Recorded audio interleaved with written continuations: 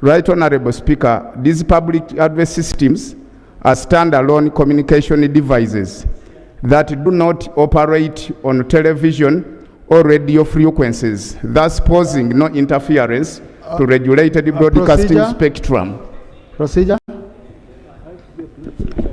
Right Honorable Speaker, you earlier on guided the colleague before that as we rise on matters of national importance, you are not supposed to be reading it through without actually sharing the document. So I don't know if the honorable member has shared the document with us, since we cannot access it. Thank you. Thank you. Is the honorable member proceeding right? Yeah. Honorable Tebandeke, please submit. Thank you. Colleagues, your own rules. Maybe we shall talk to the seniors here. We see how best to remove some of these rules. But like Rule 78, you know, it's a very serious rule. And on several occasions here, someone is submitting and the member says, I don't have a copy of the document the colleague is reading. So Honorable Tebandeke, please comply with the rules. Thank you, Right Honorable Speaker. Right Honorable Speaker, these standalone megaphones are used as security alerts, community engagement, youth employment and engagement, economic opportunities, and emergency communications. Right Honorable Speaker, as my prayers is that the Minister provides a detailed explanation of the reasons and circumstances under which Uganda Communication Commission is removing these public address systems despite the non-interference with regulated frequencies.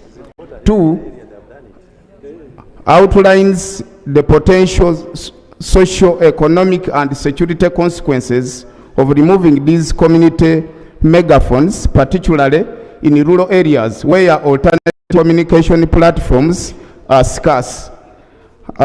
Lastly, Right Honorable Speaker and colleagues, I would like also the Minister to clarify whether UCC has developed or intends to develop guidelines to regulate the use of public address systems to ensure continued operations given the significant benefits to community welfare, security, and youth engagement. I beg to submit, Right Honorable Speaker. Thank you. Let me guide that that question be addressed to the Prime Minister so that we get a substantive answer. Like how you prepared the substantive submission and read it on the floor, the Prime Minister should receive it. And because it needs details, it can't be answered off cuff. Most obliged, Right Honorable Speaker. Thank you. Let it be considered. They give a written answer.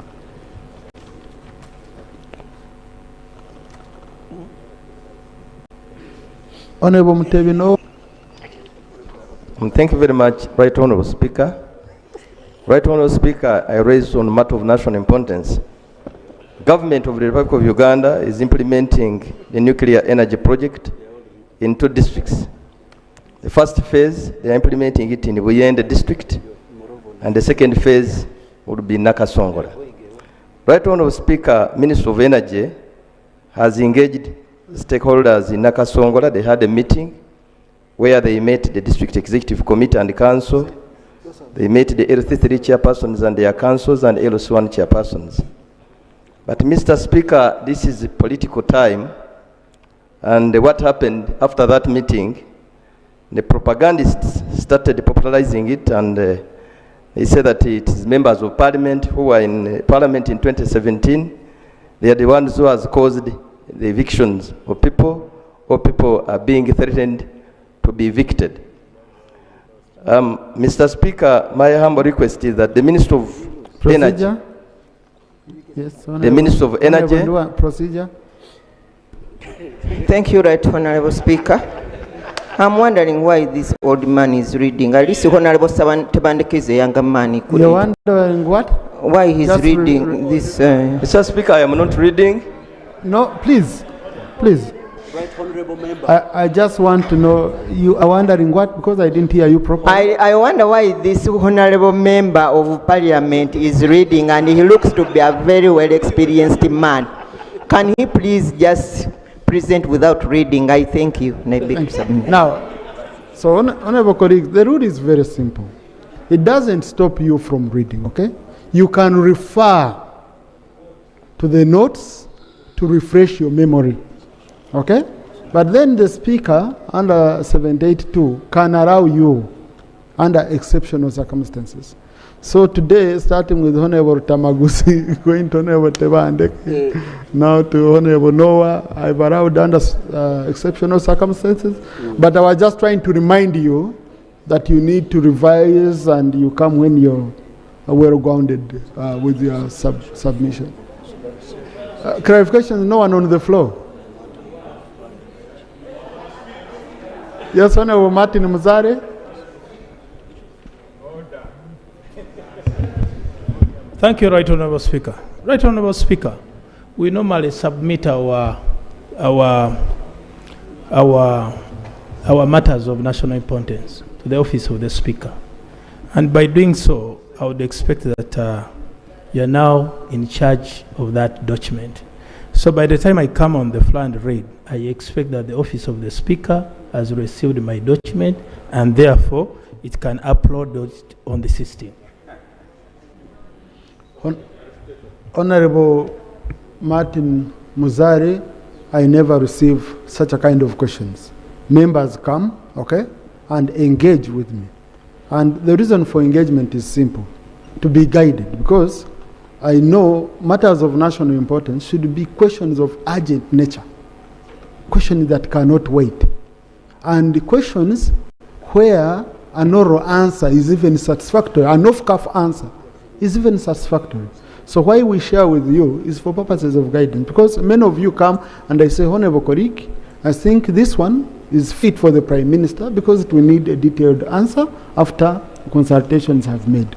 Or I guide you, I say, no, for oral answer, but addressed to the Minister, because the rules provide for all these kinds of questions. But matters of national importance are part of the communication of the Speaker. They are not among the questions which are provided for under our rules of procedure. So here I use my discretion, my time during my communication. I say, since I've communicated, colleagues, you might also be having very urgent matters you want to communicate, and I give you that chance. So they are totally different from the questions that are provided for under the rules. So conclude, Honorable, by going to the prayers. Thank you very much, Right Honourable Speaker, for your wise ruling. Right Honourable Speaker, my humble prayer is that the Minister of Energy will go to Nakasongola district, particularly to Lakeview Secondary School, Kalungi Sub-County, and meet the village people, the residents, who are being threatened to be evicted by this project, so that they give clear picture, proper information, so that they get to know how the project will be implemented and what will happen. That's my humble request, Right Honourable Speaker. Thank you, Honourable Minister for Energy. Right Honourable Speaker, we are truly developing nuclear energy mainly to enhance the electricity that we are generating in the country to meet the projected demand. It is also true, one of the sites that we have identified suitable for development of nuclear is actually in Nakasongola. It is also true that we are creating awareness. Nakasongola is, we have Buyende as for our phase 1. We have Nakasongola for phase 2. And we also have Gulu as our phase 3. And at the initial, when we started planning this, we created awareness. That awareness is what is causing what he's saying. And we are actually going to enhance the awareness. Nobody is going to be evicted from his land, especially when you are far off from the implementation.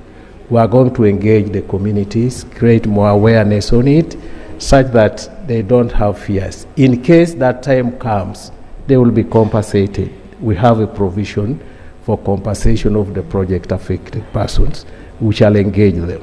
Thank you. Honorable Chibadia.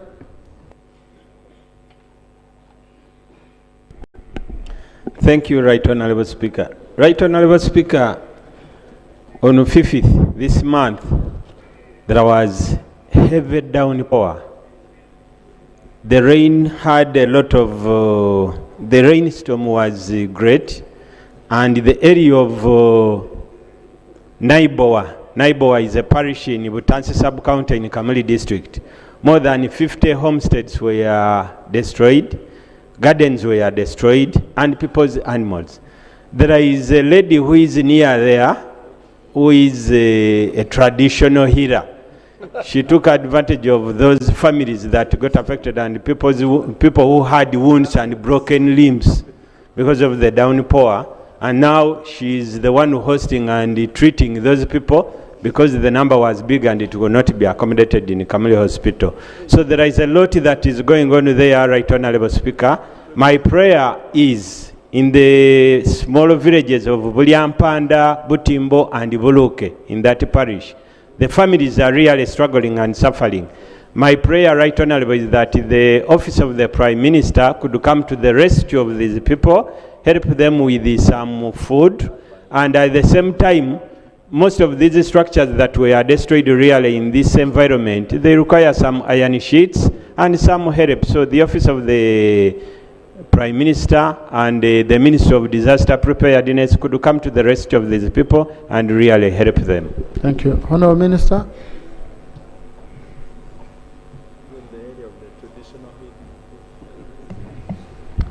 Thank you, Right Honourable Speaker, and I want to thank the member for raising this issue.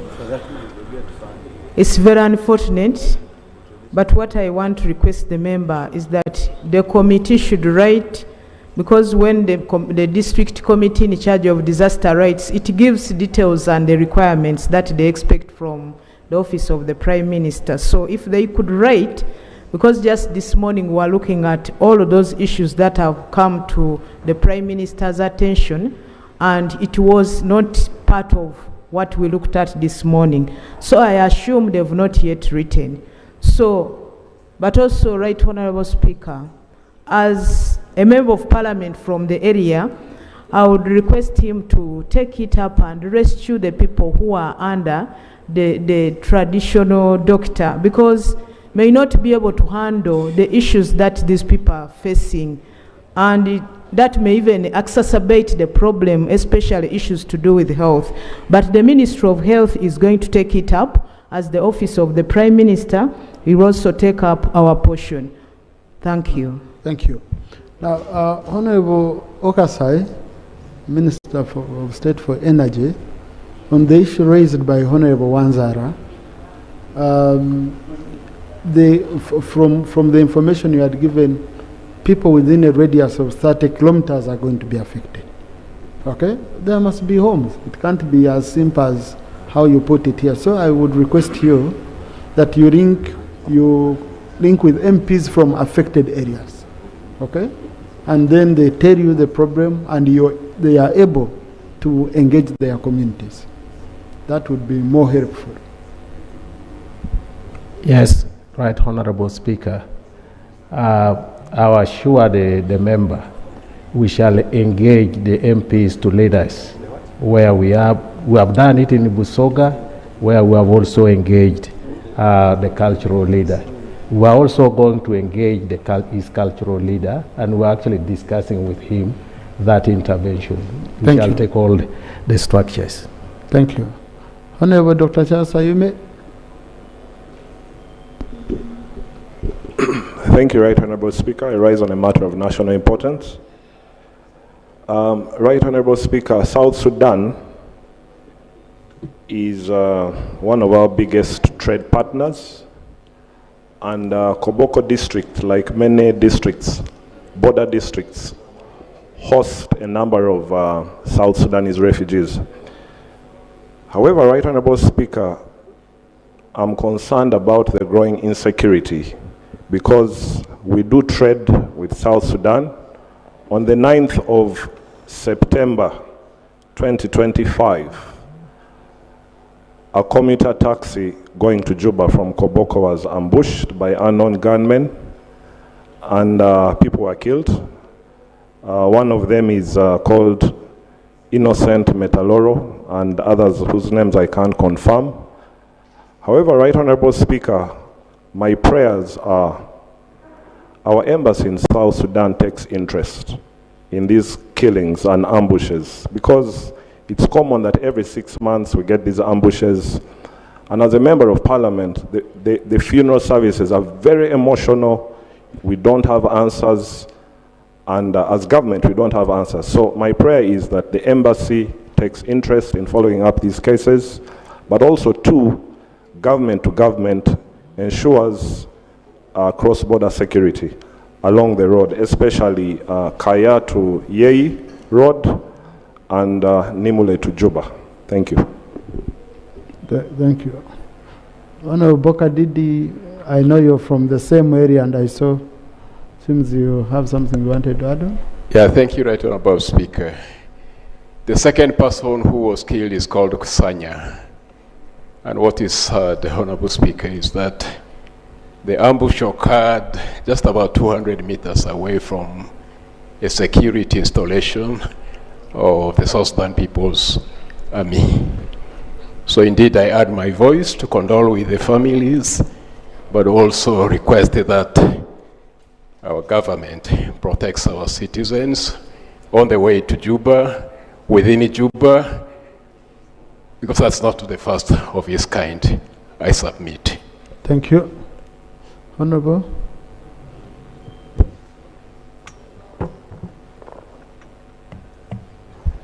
It's very unfortunate that we have lost lives, yet we are brothers and sisters with just artificial boundaries in between. So, Right Honorable Speaker, I condole with the families, but like the person who has raised it has advised that we should talk government to governments, and this case will be talking under the spirit of the East African integration. These cases used to happen, but they had stopped. Now it has started again. It's very unfortunate, but we shall take it up with including the ministries, East Africa, security and defense, but also to the level of heads of state, so that we save lives, because we are all the same. Thank you. Lop.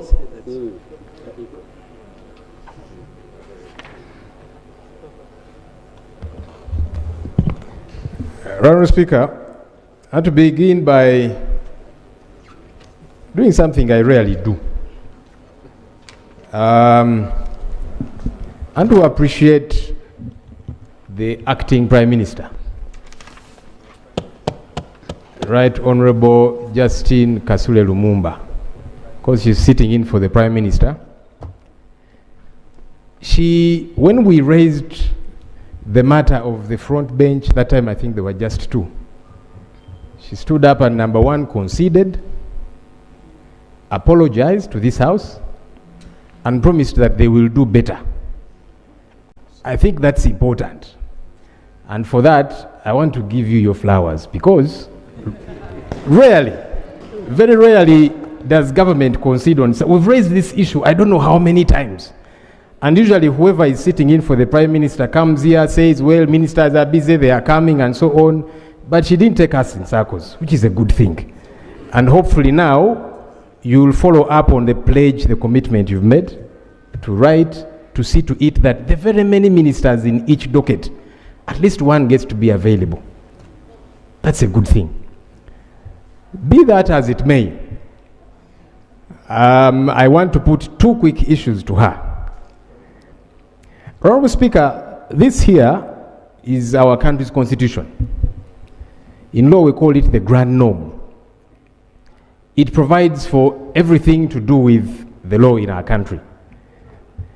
Chapter 4, which is the Bill of Rights, has got several articles. One very critical one about personal liberty, Article 23, provides for the mode of how somebody gets to be arrested if they are suspected to have committed an offense. Who gets to conduct the arrest, how the person gets to be arrested. They are taken to a designated place. Family members, lawyers get to know this is where this person has been taken, and they are also held in that gazetted designated place for not more than 48 hours, produced in court. That's here in Article 23 of our country's constitution. Of late, Right Honourable Speaker, this provision of our constitution has been violated. People are picked up. You know, when we use the word kidnap, it is because of how people are picked up. A drone, that's an ordinary car. People wearing ordinary clothes, wielding guns, they'll break into people's homes or abduct them on the road and take them to no one knows where. That's not an arrest as provided for in this our constitution. I saw the spokesperson of police, Assistant Commissioner of Police, Chituma Rusoke. He said, as we were raising these complaints, he said, no, the public is not going to give us orders on how we are going to conduct arrest. It's not the public, it is this constitution that orders government on how to conduct arrests. Article 23, it is here. So what we need to know from government is that the new mode of arrest, has government sat in cabinet and amended this constitution without the knowledge of parliament, which you preside over, Right Honourable Speaker? Because laws are made here, they are amended here. So has Article 23 been amended, and by who, under whose authority? We need to know, because this business of just picking up people, they are taken wherever, beaten up, then we hear they are in people's basements. It is ultra-vires, it is outside of the law. We need to know, because this parliament is the custodian of this constitution. Second and final, Right Honourable Speaker, again, regarding personal liberties, for a while, we kept demanding for answers from government about missing persons. One of those who was the name standing out among the pack, one John Bosco Chibalama, who was kidnapped on Martyrs' Day in 2019. The Prime Minister, Right Honourable Robin Anabanja, told the nation that John Bosco Chibalama was arrested and he was in state custody. Of course, we kept asking, where is he? Can we know? There were no answers after she admitted that. Last week I saw the spokesperson of the Uganda People's Defence Forces, Acting Major General Felix Kulaije. He was recently appointed in acting capacity in that role. He said Chibalama is outside of the country, and we know the country in which he is. I thought he was going to go ahead and tell the nation which country that is. So what I want to know, is that the new position of government, that this gentleman and the other missing persons, they are outside of the country? Because the initial government position by Right Honourable Robin Anabanja was that no, this man was arrested. Where is he? We don't know. Now, the spokesperson of UPDF is saying he's outside of the country and we know where. Is that the new position of government? And why that is important is because it will help us. Who knows, even me, I might come here and I apologize to government and I say, I am sorry, all along I was saying you kidnapped this person, but now we have found out he is hiding in this country. So I apologize for saying you abducted him, and yet he's in another country. So we want to get that information now that it is coming from a government official. So is that the position of government? Thank you. Thank you, Right Honourable. A procedure, Honourable Chibadia. Right Honourable, just wait. Thank you, Right Honourable Speaker. Right Honourable Speaker, my procedural matter is related to what Lope has raised. And this is an issue of human rights and matter of law. But we have the Office of the Attorney General, we have the Minister of Justice, now issues involving police. Internal Affairs has 3 ministers. Wouldn't it be procedural right, Honourable Speaker, that maybe before the issue of Lope is answered, one of those people, one of the ministers in that docket could be given 5 or 10 minutes to come and give us a better line of guidance, Right Honourable. But it's you who is the custodian of the Constitution. You could guide it, Right Honourable. Yeah. Thank you. It will be up to the Right Honourable Lumumba to say that I would need maybe support from the Attorney General, or if she can answer sufficiently, please let her answer. Let's give her a chance.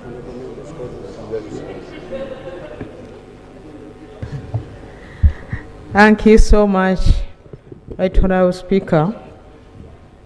The leader of opposition has raised issues. There are quite many. But what I can say, and which is paramount, is that we are all here because of the Constitution. And the procedure to amend the Constitution is clearly laid out in the Constitution itself.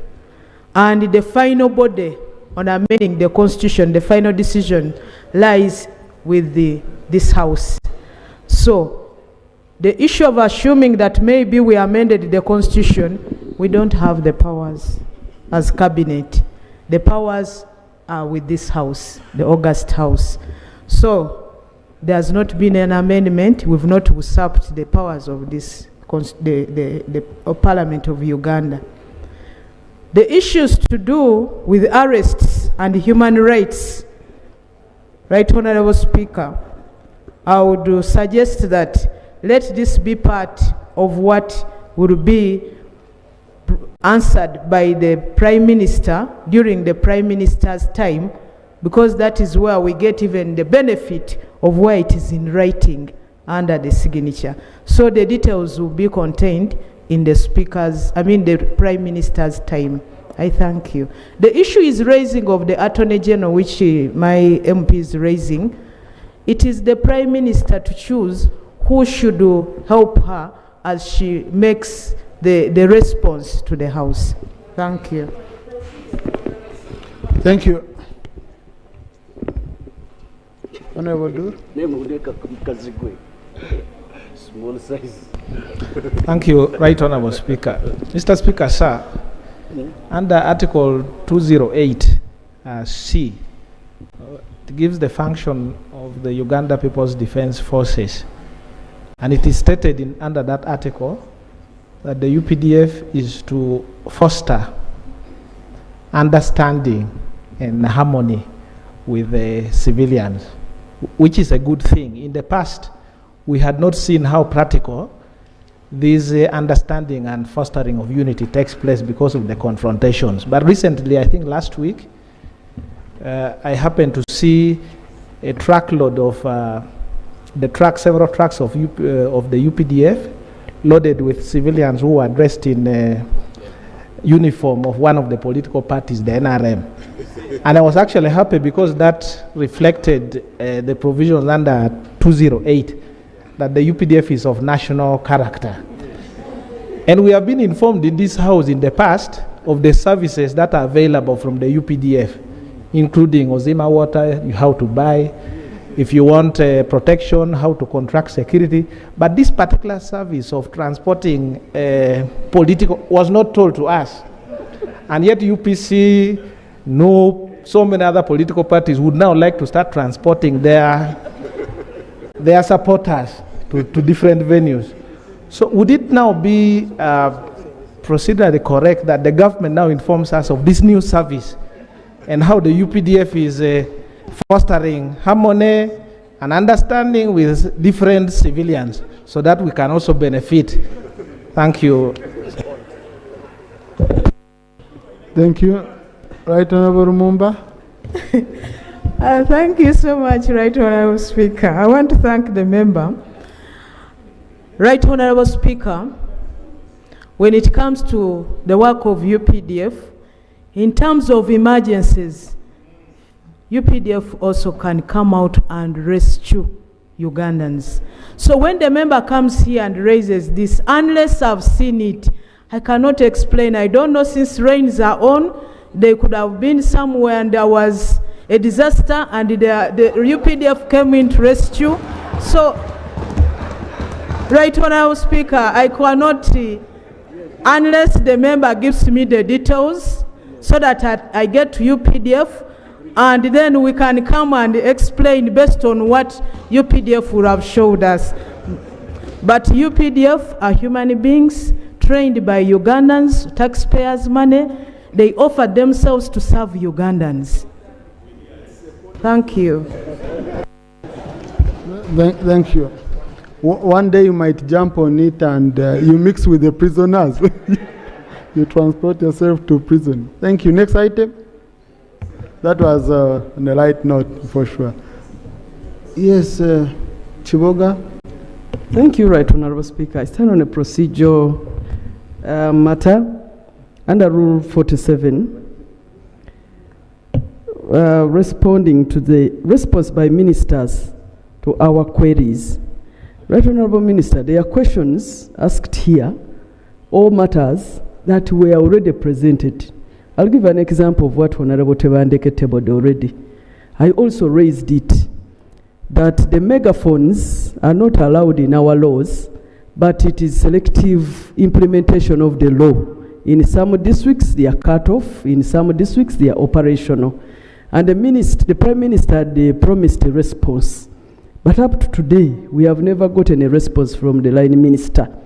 So could it be procedurally right that, Right Honourable Speaker, you call on members whose issues have never been responded? I think they should be compiled such that the ministers maybe get a recall to respond to them. Otherwise, you find a member coming with the same issue that you raised some time back, and another one will still come back, yet our rules stipulate 2 weeks response for these issues. Thank you, Right Honourable Speaker. Thank you. I think that's a good proposal. Let's discuss it with the clerk, okay? We see how best we can manage it, and then I'll be communicating to the House and guiding the members. Thank you. Honourable Timugu, colleagues, we are behind. Yes, thank you. Chair, I raise under Rule 9(1) and 7 regarding seating arrangement. One is that the Speaker will make it as possible to make sure every member is reserved a seat. I have noticed that there are some seats which have special names labeled to them. For example, where Honorable Tamaguzi is seated, and special arrangements are made for disabled persons. One of the names there is for Honorable Suman, who is a chair of sports, and I play with him football. He even runs faster than me. So I don't know how he qualifies for special arrangement. So I was just wondering, under our rules, no member is more favorable than the other member. So I'm wondering why some members here have special seats with names reserved in their area than other members, yet they are not even disabled. Thank you. Thank you. Honorable Asman is a chief whip of JEMA, though he whips himself. Yes. Okay? But he's a whip for JEMA. But also, colleagues, we have colleagues who reported it to us special circumstances. Number one, some of you, I don't know why God chose to create you in doubles, like Honorable Bakor. Here, the man would sit, and every time he would come out when the legs are in pain. Honorable Feta has not yet applied for business class. So there are people whom we felt maybe they need, more space, okay? But if you come to the Speaker and you explain your special circumstances, we have colleagues who have back problems with their backs. So I don't need to mention names here, but please, if you have any special circumstances, we will provide for you in a special way. It's not that we are trying to make some members look special, but we consider the special circumstances, most of which are medical, and we can't be bringing them here on the floor. Yes. Honorable Nwagaba. Yeah, thank you, Mr. Speaker. It is a follow-up on the response by the acting Prime Minister to the ropes questions.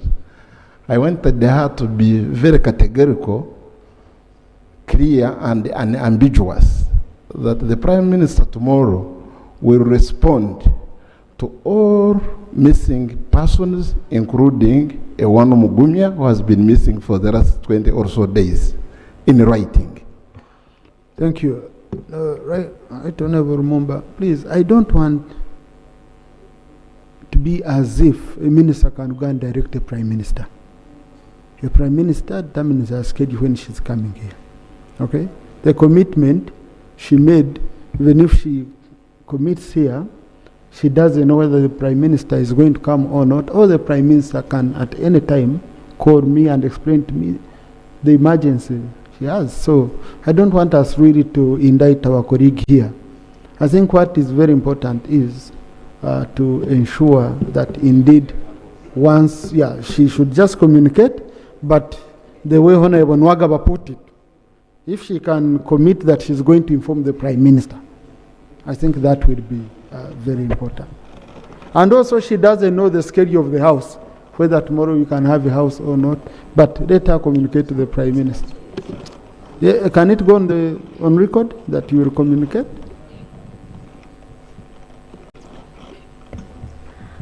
Right Honorable Speaker, as a student of protocol, my work is to communicate to my boss. Then action taken by my boss is up to the boss, and I will communicate. Thank you. Honorable Roland. Thank you so much, Right Honorable Speaker. Mine is a small concern because I happen to be a member of parliament for one of the UPDF generals, General Henry Masco. People keep on asking in the village that why doesn't General Masco talk in the parliament? And it's a big concern for them. So I'm wondering, Right Honorable, if the UPDF, if there is a law that stops UPDF from debating in this house, because I've got so many questions. Every time I go to the village, they're asking me, why isn't General Masco submitting on the floor of Parliament? Thank you, Right Honorable Speaker.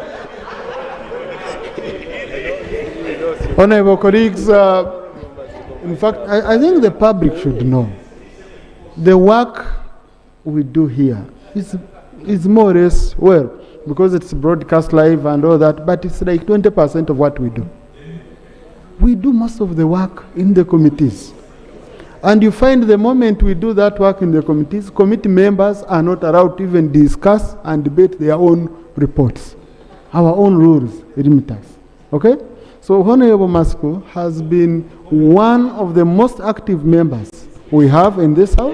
Yes. Honorable Masco, whereas some of us can come here twice a month, near every sitting he comes here, and also he guides. He's been one of the people who guide most of us who are young members of parliament with the issues beyond even the house. These are our elders who are doing a very good service. And also, he does not just speak for the sake of speaking. He only stands up when he has very substantive issues to raise. Next item.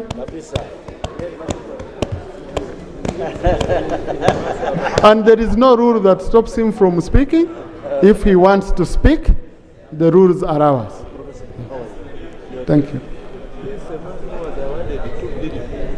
Item number 4 in the order paper, Bill second reading, the Energy Efficiency and Conservation Bill 2024. Honourable Minister.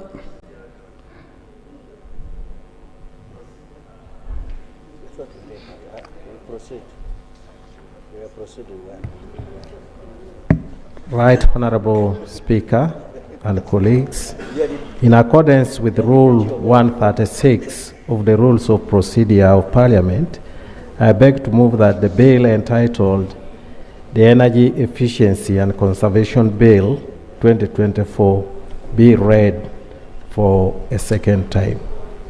Is the motion seconded? Honorable Kumgabdia, Honorable Muuma, Honorable Mazari, Honorable Rand, Honorable Singonma, Honorable Tamaguzi, Honorable Aranyo, Honorable Masco, Honorable Dr. Nekesa, Honorable Kaduchu, Honorable Ariko, Honorable colleagues, the whole NRM side. Yes. Yes. Thank you. Honorable Minister, would you want to briefly, just briefly, justify your motion or brief the House?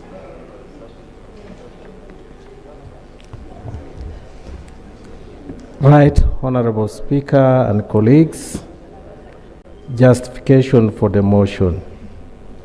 The Energy Efficiency and Conservation Bill 2024 was read for the first time on 4th February 2025 and referred to the Committee of Environment and Natural Resources for scrutiny and report back in accordance with Rule 135(1) of the Rules of Procedure of Parliament. The object of the bill is to establish a legal, institutional, and regulatory framework to enhance energy efficiency and conservation in Uganda. I beg to report the chairperson of the committee presents the report after the scrutiny. Thank you. Honorable Chair.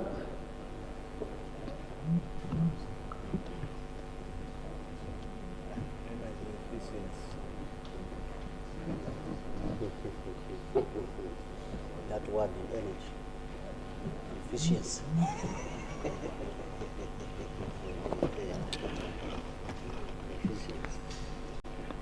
You don't need to read the whole report. Yeah. Summarize it. I thank you, Mr. Speaker, sir. Honorable Minister, honorable colleagues, I thank you for the opportunity. The Committee on Environment and Natural Resources received the bill.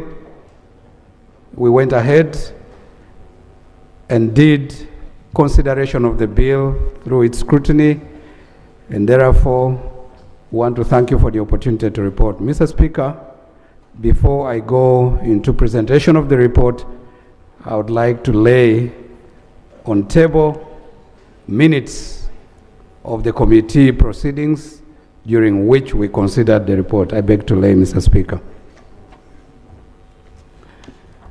Mr. Speaker, the Energy Efficiency and Conservation Bill 2024 was read for the first time on the 4th of February 2025 and referred to the Committee on Environment and Natural Resources for scrutiny and report back in accordance with Rule 135(1) of the Rules of Procedure of Parliament.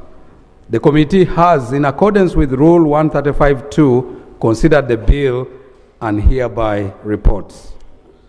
Mr. Speaker,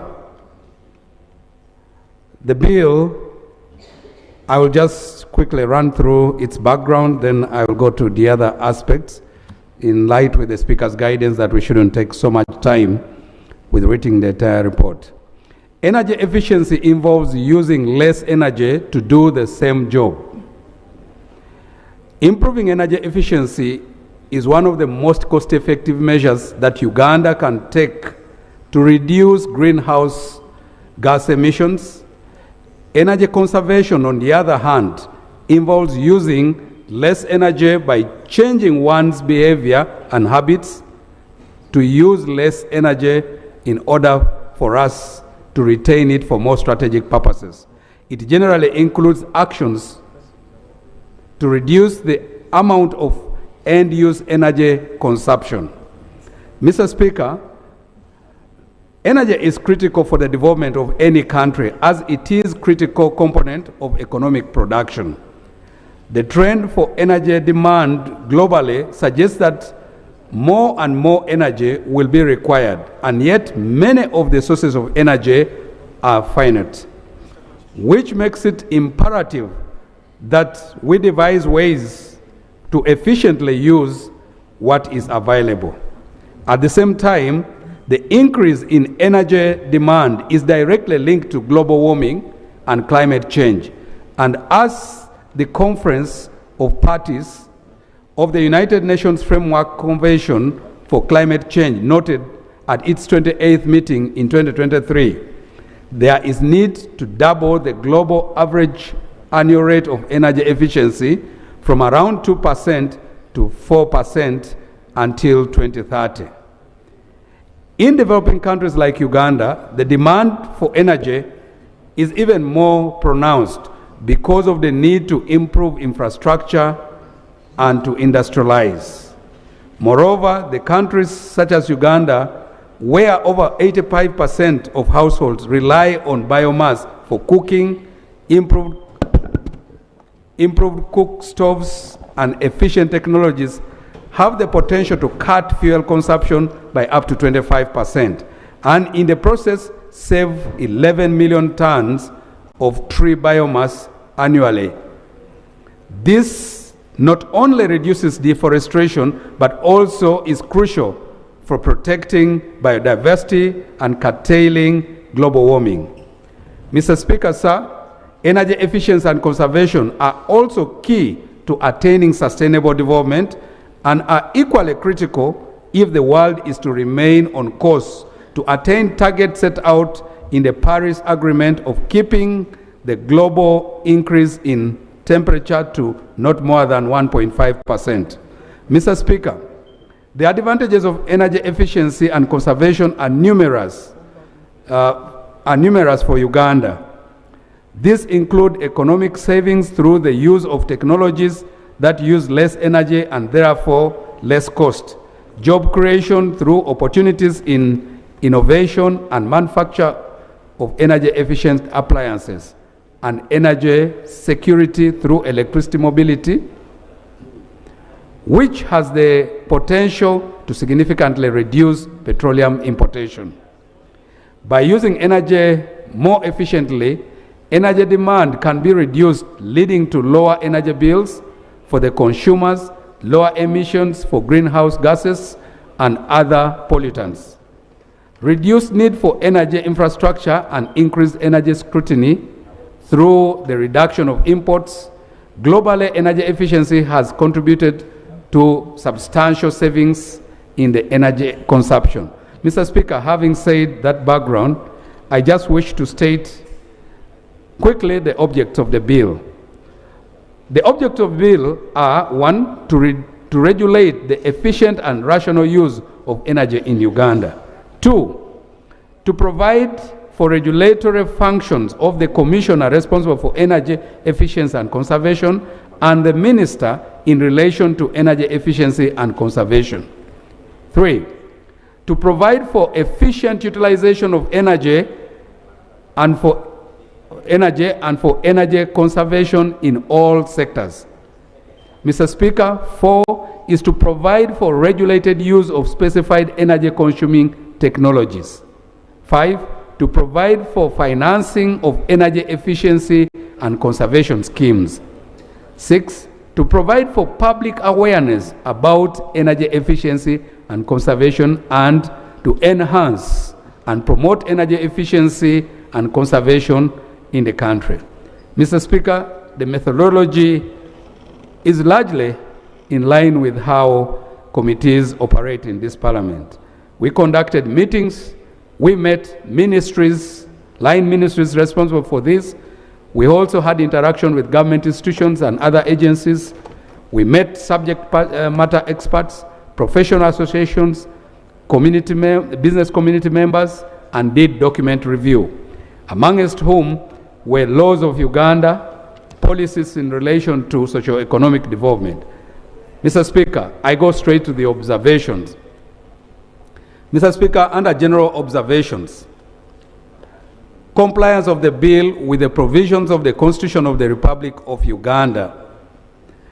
The committee observed that the bill, through its principles, where it seeks to establish a legal, institutional, and regulatory framework to enhance energy efficiency and conservation in Uganda, reflects objective number 17, subsection 3, where the state shall promote and implement energy policies that will ensure that people's basic needs and those of the environmental preservation are met. 5.12, compliance with the UN 2030 Agenda for Sustainable Development. The UN 2030 Agenda for Sustainable Development, containing the Sustainable Development Goals, is a blueprint for peace and prosperity for all, adopted by the member states of the United Nations.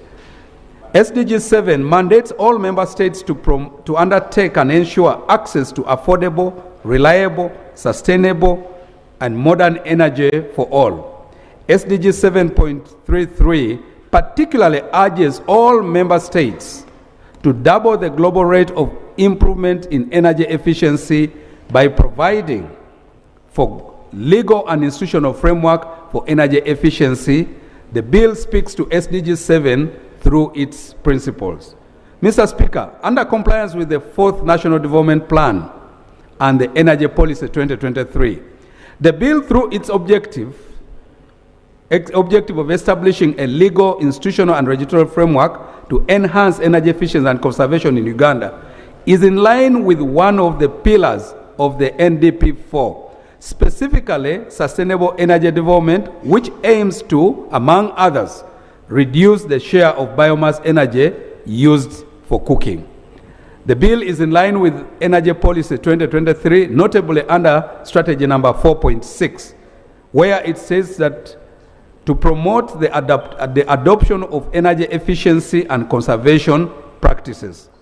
Under this strategy, the policy highlights adopting energy efficient technology and appliances and informed energy management practices that allow for rapid scaling up of energy efficiency. Specific observations and recommendations, Mr. Speaker.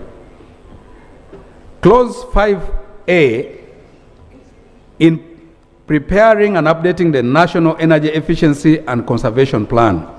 The committee notes that the National Energy Efficiency and Conservation Plan is key in ensuring energy efficiency, as it elaborates the targets set out in the energy policy and sets out interventions for meeting those targets. However, the committee notes that the bill, under clauses 5A and 17, subclause 1, the obligation to prepare the National Energy Efficiency Conservation Plan is placed upon both the Commissioner and the Minister respectively. The committee further notes that this double assignment creates ambiguity and may lead to delays in preparing the plan. We therefore recommend that the role of preparing the National Energy Efficiency Conservation Plan should be left to the Minister, and the Commissioner's role should be limited to periodically improving it. Mr. Speaker, energy efficiency and conservation in the transport sector. The bill provides for energy efficiency and conservation in the transport sector. Honorable Chair. Mr. Speaker. I think now you've gone into details of the clauses. Okay, Mr. Speaker, I therefore wish to note just a few recommendations. Mr. Speaker. Those not related with the, to the clauses, majorly focusing on the principles and objectives. Mr. Speaker, we wish to state that, so as to... And just go to page 11. Let me just run to page 11.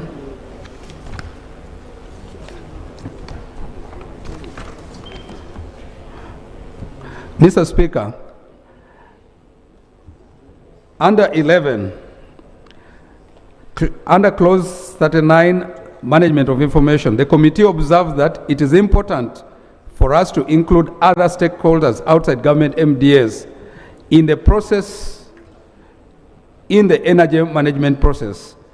We therefore recommend that this clause be amended in order to provide for consultation with other relevant stakeholders outside government, departments, and agencies. Mr. Speaker, the committee also recommends that under clause 42... Chair. Yes. You see, you've taken us to committee stage. This is what you're going to be doing at committee stage. So, Mr. Speaker, page 11... I beg to summarize as follows. That the committee welcomes the principles of the bill in establishing a legal, institutional, and regulatory framework to enhance energy efficiency and conservation in Uganda. The committee also notes that it takes cognizance of the impact of the unregulated use of energy inefficient equipment and its effect on energy equity, especially given the fact that the government, through the Energy Policy 2023, aims to achieve universal access to sustainable and quality energy services for all Ugandans. Mr. Speaker, this bill marks a significant step towards government's efforts to ensure that energy is efficiently and sustainably used for socio-economic development in the country. The committee notes that the provisions that relate to energy audits, incentives for energy saving measures, and the involvement of local governments will go a long way in ensuring that energy efficiency and conservation across all sectors and of the economy is achieved. Mr. Speaker, we therefore move that the bill is considered with these merits by this House for purposes of debate and passing. I beg to move, Mr. Speaker. Thank you, Honorable Chair. Chair, your report is not complete. Yes. Mr. Speaker, sir,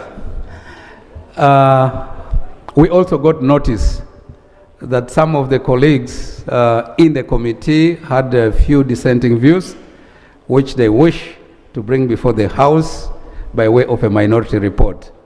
Whereas, Mr. Speaker, I wish to note that during the consideration of this bill, the colleagues had informed, particularly the Honorable Shadow Minister for Energy and Minerals, had informed the committee that if it took a position that it took in as far as the areas where he dissented were concerned, in particular clause 19, 20, and 21, there would have not been any basis for him to proceed with a minority. We were baffled that at the end of the day, even when the position that the committee took was in relation to what he stated, he still came up with a minority. But be that as it may, it is within its rights and whims as a member of this House to come up with a minority. Mr. Speaker, I wish to give the opportunity for the other side of the report to be received. Thank you. Thank you. Honorable Evans Kanyike. Thank you, Honorable Speaker. Honorable Speaker, I will take this opportunity to present our dissenting views, which were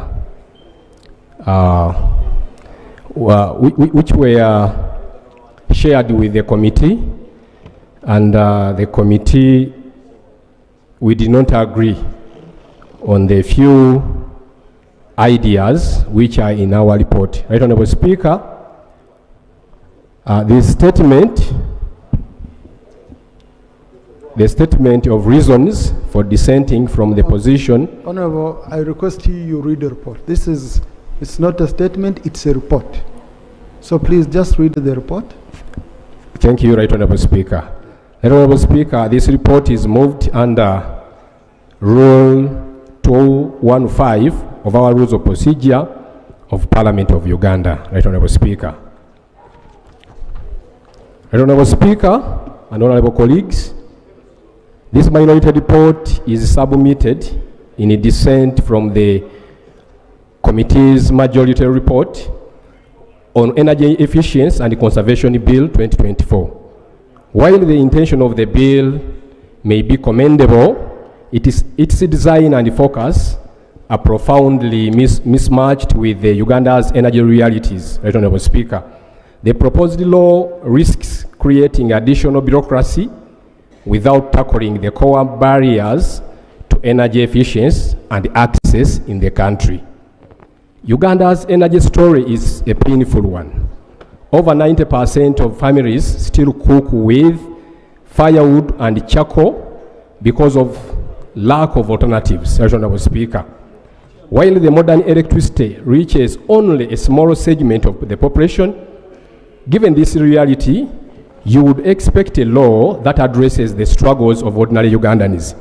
Sadly enough, the bill before us concentrates almost entirely on electricity efficiency measures, namely labeling, audits, and charging points.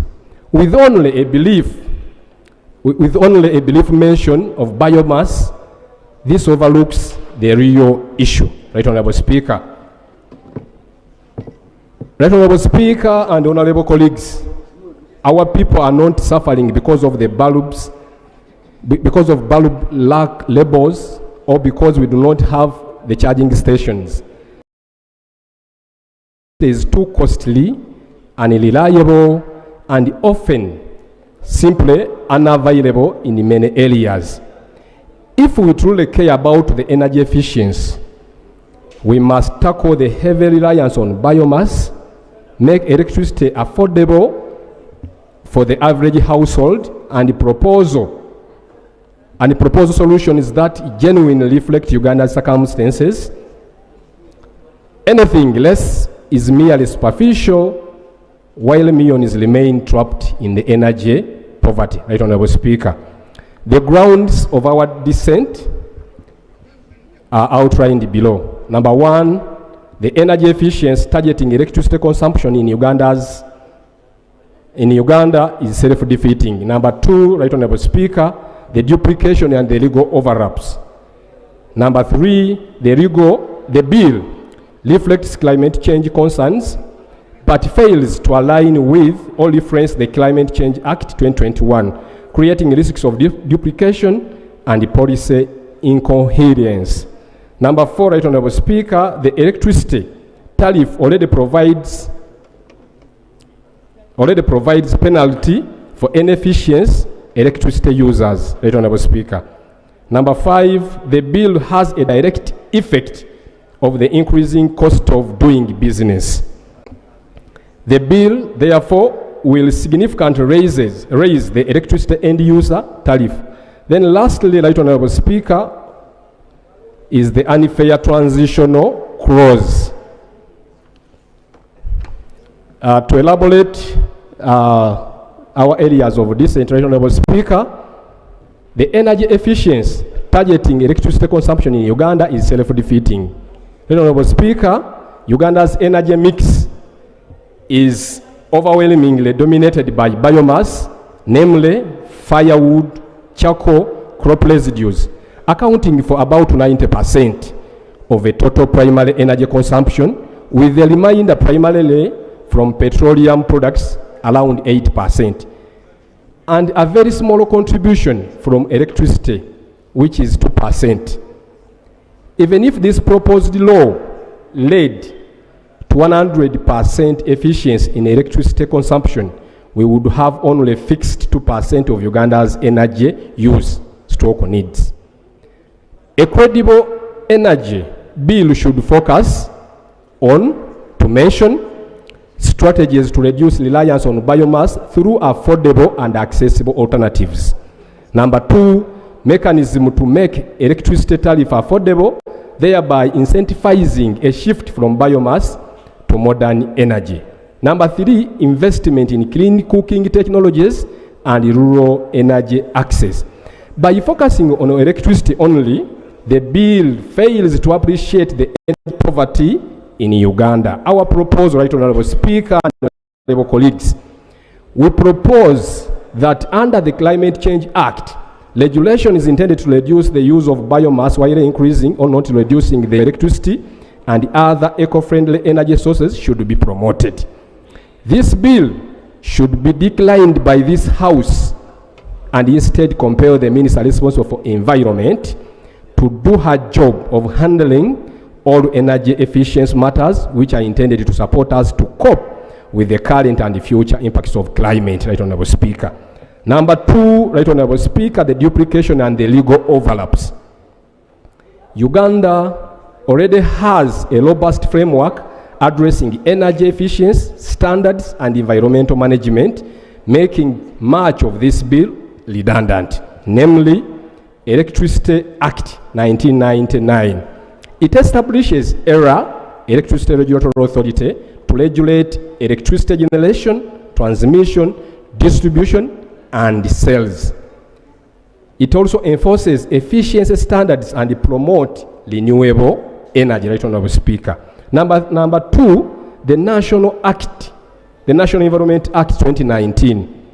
It strengthens NEMA's mandate for sustainable resource use and environmental integration into development. Article 65 specifically addresses energy conservation Number 3, Uganda's National Bureau of Standards Act. UN-based sets and enforces standards for products and services, including energy efficiency, labeling, and industrial processes. Right, Honorable Speaker. Number 4, the Physical Planning Act 2010. It ensures all developments, including energy infrastructure. It also follows approved plans, energy efficient designs, and environmental safeguards. Number 5 is the National Climate Change Act 2021, Right, Honorable Speaker. It provides a legal framework for low carbon development, mainstreaming climate action, and promoting renewable energy. But it fails to align with or reference with the Climate Act 2021, creating risks of duplication and policy incoherence. Right, Honorable Speaker. The bill in its current form is trying to address matters of climate change when the country already has a Climate Change Act 2021. The bill was not brought in good faith, Right, Honorable Speaker and Honorable Members, because all the provisions could have been ably handled through a statutory instrument issued by the Minister responsible for environment as part of the implementation of the Climate Change Act 2021. For the avoidance of doubt, Right, Honorable Speaker, it remains unclear whether the Minister responsible for environment or the National Environment Management Authority, NEMA, were ever consulted during the process of this bill. What is certain, however, is that their input would have been very paramount given their statutory mandate under the Climate Change Act and the National Environment Act. Their contribution should have formed the cornerstone of any serious legislative effort on the energy efficiency. The fact that their perspectives are absent and were absent when we are processing the bill, this process casts doubt on the adequacy and the completeness of this bill. Right, Honorable Speaker and honorable colleagues, I invite you and I invite this honorable House to guide the executive that the efficient utilization and regulations of biomass use is a function related to the ministry responsible for environment, not energy and mineral development. And this can be done through the National Environment Act, the Climate Change Act, and therein the regulation is issued by the minister responsible for environment. Our proposal, Right, Honorable Speaker, will reiterate our position that this House should not proceed with the third reading of this bill. Instead, we propose that this House passes a resolution urging government through the minister responsible for environment to issue the necessary statutory instruments to extend energy efficiency measures beyond electricity. Number 4, Right, Honorable Speaker, Uganda already penalizes inefficient electricity users. The electricity tariff, guided by the grid code and the quality of service code under the Electricity Regulatory Authority, provides for the penalties on industrial users or customers who uses power inefficiently, and the Honorable Minister is aware of this. In practice, large consumers who draw more electricity from the grid than what actually they use, particularly in the form of reactive power, are sanctioned by the regulator to encourage them to install more efficient equipment. The Honorable Minister is aware. Right, Honorable Speaker and honorable colleagues, if large consumers are already penalized for operating inefficiently, it begs a question whether this new law is instead targeting smaller consumers, our wananchi, our local people. If that is the case, then the government is simply shifting the burden onto the ordinary Ugandans that are already struggling with the high electricity tariff and unreliable supply and the blackouts after when UEDCL took over. Number 5, Right Honorable Speaker, the bill has a direct effect. Sorry, I beg my pardon. I beg your pardon, rather. The bill has a direct effect of increasing the cost of doing business, Right Honorable Speaker and Honorable Members. This bill has the direct effect of escalating the cost of doing business in Uganda. It introduces new financial and administrative burdens on the consumers classified as designated energy consumers. Clause 10(2), subclause 2A, obliges such consumers to establish an energy management system in a manner to be prescribed by the minister. However, the bill does not provide a clear definition of who qualifies as designated energy consumer. This omission creates uncertainty and opens room for arbitrary application, potentially exposing even small and struggling business to costly compliance requirements. Furthermore, clause 10 and subclause 2 places additional obligation on businesses, including the recruitment of a technical officer designated as energy manager. The engagements of licensed energy auditors to carry out periodic audits and the preparation and submission of compliance reports to the minister. These requirements imposes recurring costs on business that are already grappling with high operational expenses. Specifically, Section 15 also compels every designated energy consumer to periodically submit reports to the minister. For the businesses operating in distant areas, to mention Koboko, Karenga, Zombo, Chisolo, mention them. Compliance would not only be burdensome, but would also attract extra logistical and administrative costs. Our proposal, Right Honorable Speaker and Honorable Members, at a time when businesses are struggling with not just the cost of living, but electricity tariff itself, we invite this Honorable House to reject a bill that seeks to impose additional costs on the business of our people.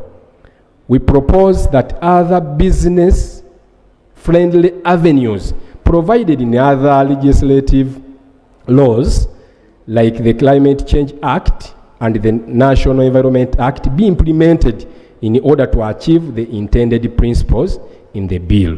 Number 6, as I wound up, Right Honorable Speaker, the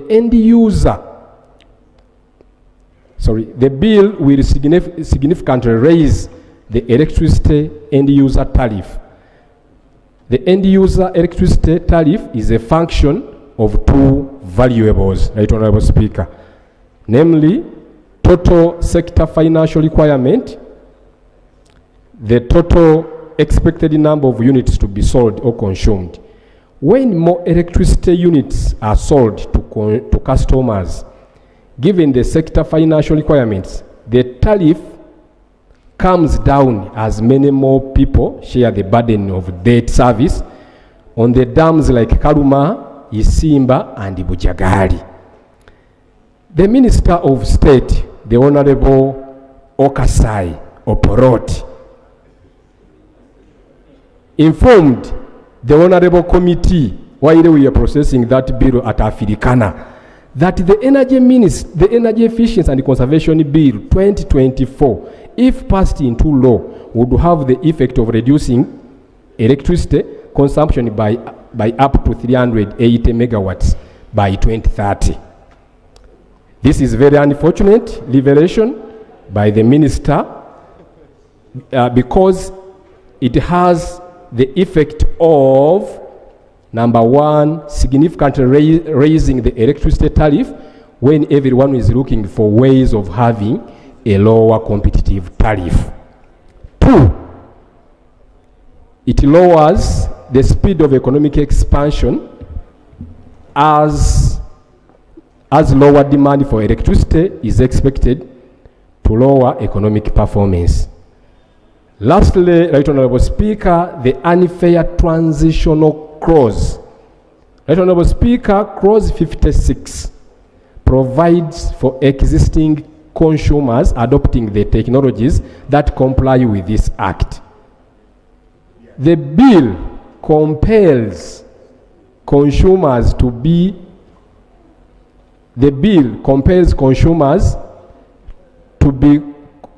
compliant with 1 year, while the majority committee adopted 2 years. Right Honorable Speaker, we find 2 years to be so short a time for a business already facing significant costs to procure new equipment that comply with the law in its current form. In conclusion, Right Honorable Speaker and honorable members, in its current form, the Energy Efficiency and Conservation Bill 2024 is misaligned with Uganda's realities, duplicative of existing laws, impractical in its provision, and is silent on critical issues of biomass affordability and financing. It also risks becoming ineffective and unenforceable statute that adds bureaucracy without delivering tangible results. We therefore recommend that instead of passing this bill, the government should, namely, issue statutory instruments under the Climate Change Act and other laws like the Uganda National Bureau of Standards Act to provide for all relevant matters raised in the bill. Number two, strengthen the enforcement and coordination of the existing laws and policies on energy efficiency. Number three, prioritize biomass transition and clean cooking solutions in accordance with Uganda's energy mix. Lastly, lower electricity tariffs and incentivize uptake on modern energy sources.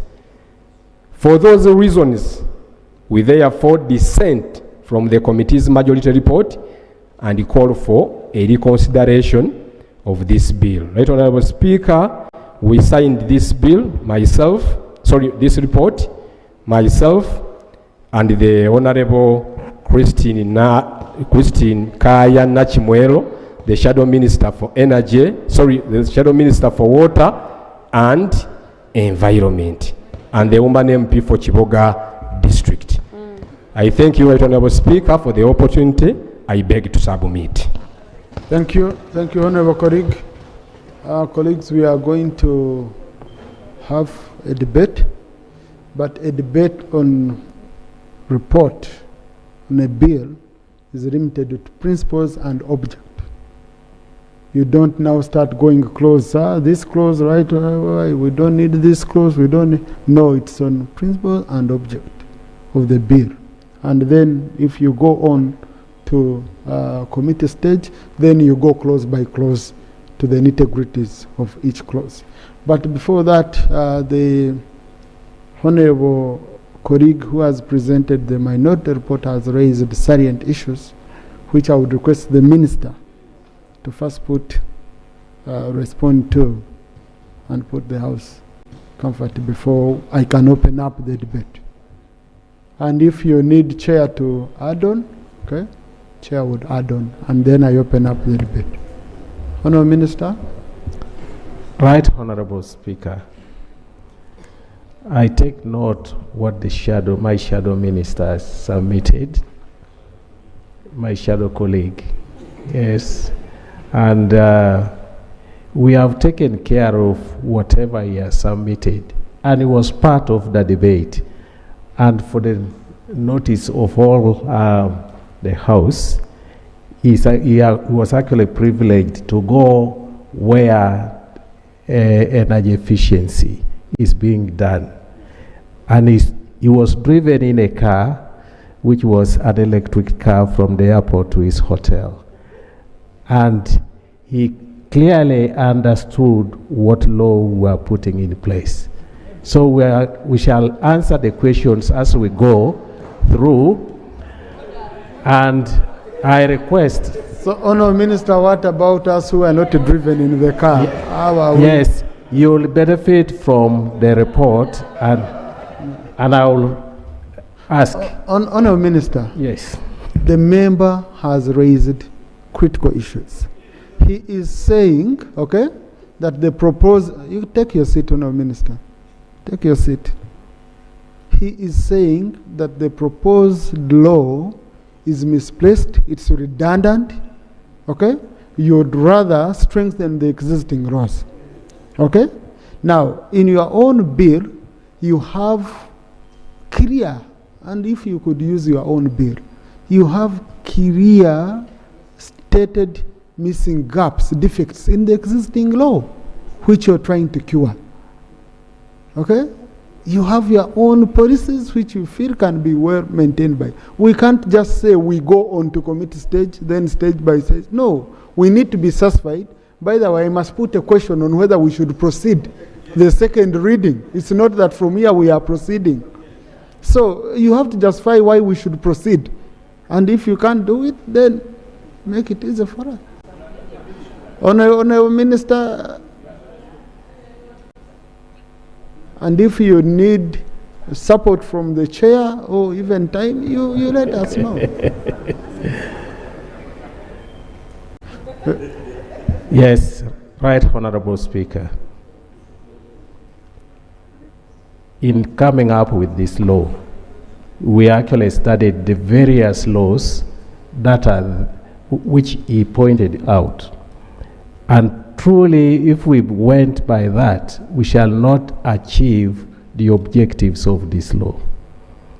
I pray that we go through the proposed law, and I request the chair, who actually officiated on this, to come and give a clear defense on this.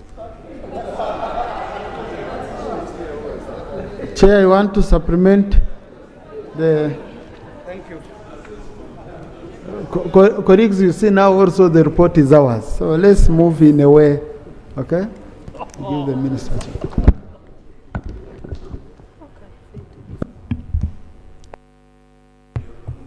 Thank you, Mr. Speaker. Mr. Speaker, I know probably, let me begin with the much lighter one, if you will permit, that the minister was attempting to emphasize a fact that should have been one that the committee should have benefited from. Mr. Speaker, there was an opportunity to benchmark where energy efficiency and conservation has been regulated. And Mr. Speaker, I deliberately, when requested to nominate members to participate at the benchmarking, requested the Shadow Minister for Energy and Minerals to lead the team of members of the committee that went, minus the Deputy Chair, minus myself, because we knew that should have helped the committee to understand better. Unfortunately, we never got a report from the leader of delegation. So if these arguments are brought here in the House, the committee may have been denied the benefit of this report for purposes. Mr. Speaker, I gave the colleague an opportunity to present. I therefore need to put the House in perspective so that we can debate the merits of the bill. Mr. Speaker, what are the issues that we seek to remedy? Mr. Speaker, currently, the issues regarding regulation as well as providing for a mechanism to promote, incentivize, and enhance energy efficiency and conservation are not provided for as aspects of the law. The laws that my colleague cites in the minority report simply provide for a framework under which other institutions may support the process of energy conservation. But Mr. Speaker, in this aspect, the law seeks to ensure that this framework of energy... let's get a procedure point on Thank you, Mr. and Speaker. then we proceed. Mr. Honorable Speaker, Right Honorable Speaker, I want to thank you very much. And I have high regard to Honorable Kasai. And our procedure and practice, which is in our rules and unwritten practice, is that once the chair has presented the report, the opposition did its part. You are so kind, Right Honorable Speaker, to request the minister who owns this bill and who signs the bill to help the House and elucidate more. Right Honorable Speaker, by the minister ceding his authority is a vote of no confidence in the ministry. And it's something that some of us don't like. Because that Ministry of Energy is headed by very capable ministers. Ruth Nakabura, Honorable Kasai, very good professional and technical people. Right Honorable Speaker, don't you think it's just proper for the minister to own up? And since we have election coming up, to declare that the chairperson be blessed maybe as the next Minister for Energy. But on a serious note, Right Honorable Speaker, I think the minister need to own this bill, because this is a serious bill. Or if you are not ready, you tell the House you are not ready and request the Speaker that you be given another date, Right Honorable Speaker.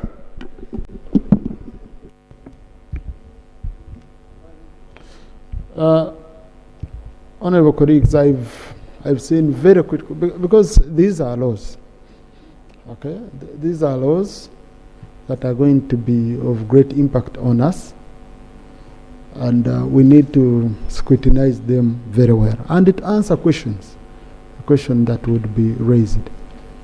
And also, beyond the defects, you know, we always need the support of the Attorney General when we are having such a critical matters, especially now when you go to defects in the law and all that, okay? And also a discussion, okay? Because I received the minority report when I was here, personally. So I didn't know there was a minority report. But what I did, I got the chair and the minister usually, and that's how I work. I first meet them to know, do you have any contentious issues, so that we don't look shabby on the floor. We agree best how we can move. So now I received the minority report here, and it's raising critical issues. Some of the critical issues, the most critical question would be for the team to meet and agree that can we address these gaps through mere regulations and statutory instruments, or we need to have them under a law. Okay? And I think there you can have a meeting of minds. The moment you have a meeting of minds, it becomes easy for the rest of us here to come and discuss with you and move with you. And so because of that, let's stand over. Okay? I would say we stand over this. We stand over this so that I give the two parties time to meet with the guidance of the Attorney General, Shadow Attorney General, and we come up with a way forward. Honorable Dur, is that okay? Because I saw you. Yeah, Right Honorable Speaker, that would be fine, but I feel if you could spare some few minutes so that we can also raise some issues that may not have come clearly, just on the principles and the policies, and I'm going to cite a few examples. So that all those issues are considered when they are meeting, okay? So for the minister, take note. But that would mean that I've allowed the debate, okay? We can do it this way, honorable colleagues, okay? That we allow a debate without putting a question for second reading. So that all these issues, honorable minister, are captured, and then you come here, you give a response. It can be even a written response to the issues raised with the support of the Attorney General. And then if the House is satisfied, we put a question for second reading and we go on. Okay? Now, whenever responses come, we usually allow 1 or 2, depending. If they are satisfactory, members won't stand up. If they are not, members will again come up before we put the question for second reading. So I think, colleagues, we can move that way. We pick your issues. If there are those which need response, the minister can go and prepare response. So let me start with Honorable Jonathan Odu, then I come with our senior. I will allow you, honorable colleagues. Let's use not more than 3 minutes. Thank you. Mr. Speaker, briefly, on the policy and principles, the minister lists about 3 parameters at industrial, commercial, and household level. My question is, on these policy and principles, there seems to be a narrow target of the application of this law to the following: limited to cooking, transport, and in transport, they are targeting only motor vehicles. And yet, under transport, we have railway, we have aircrafts, we have water vessels, and they are not provided anywhere.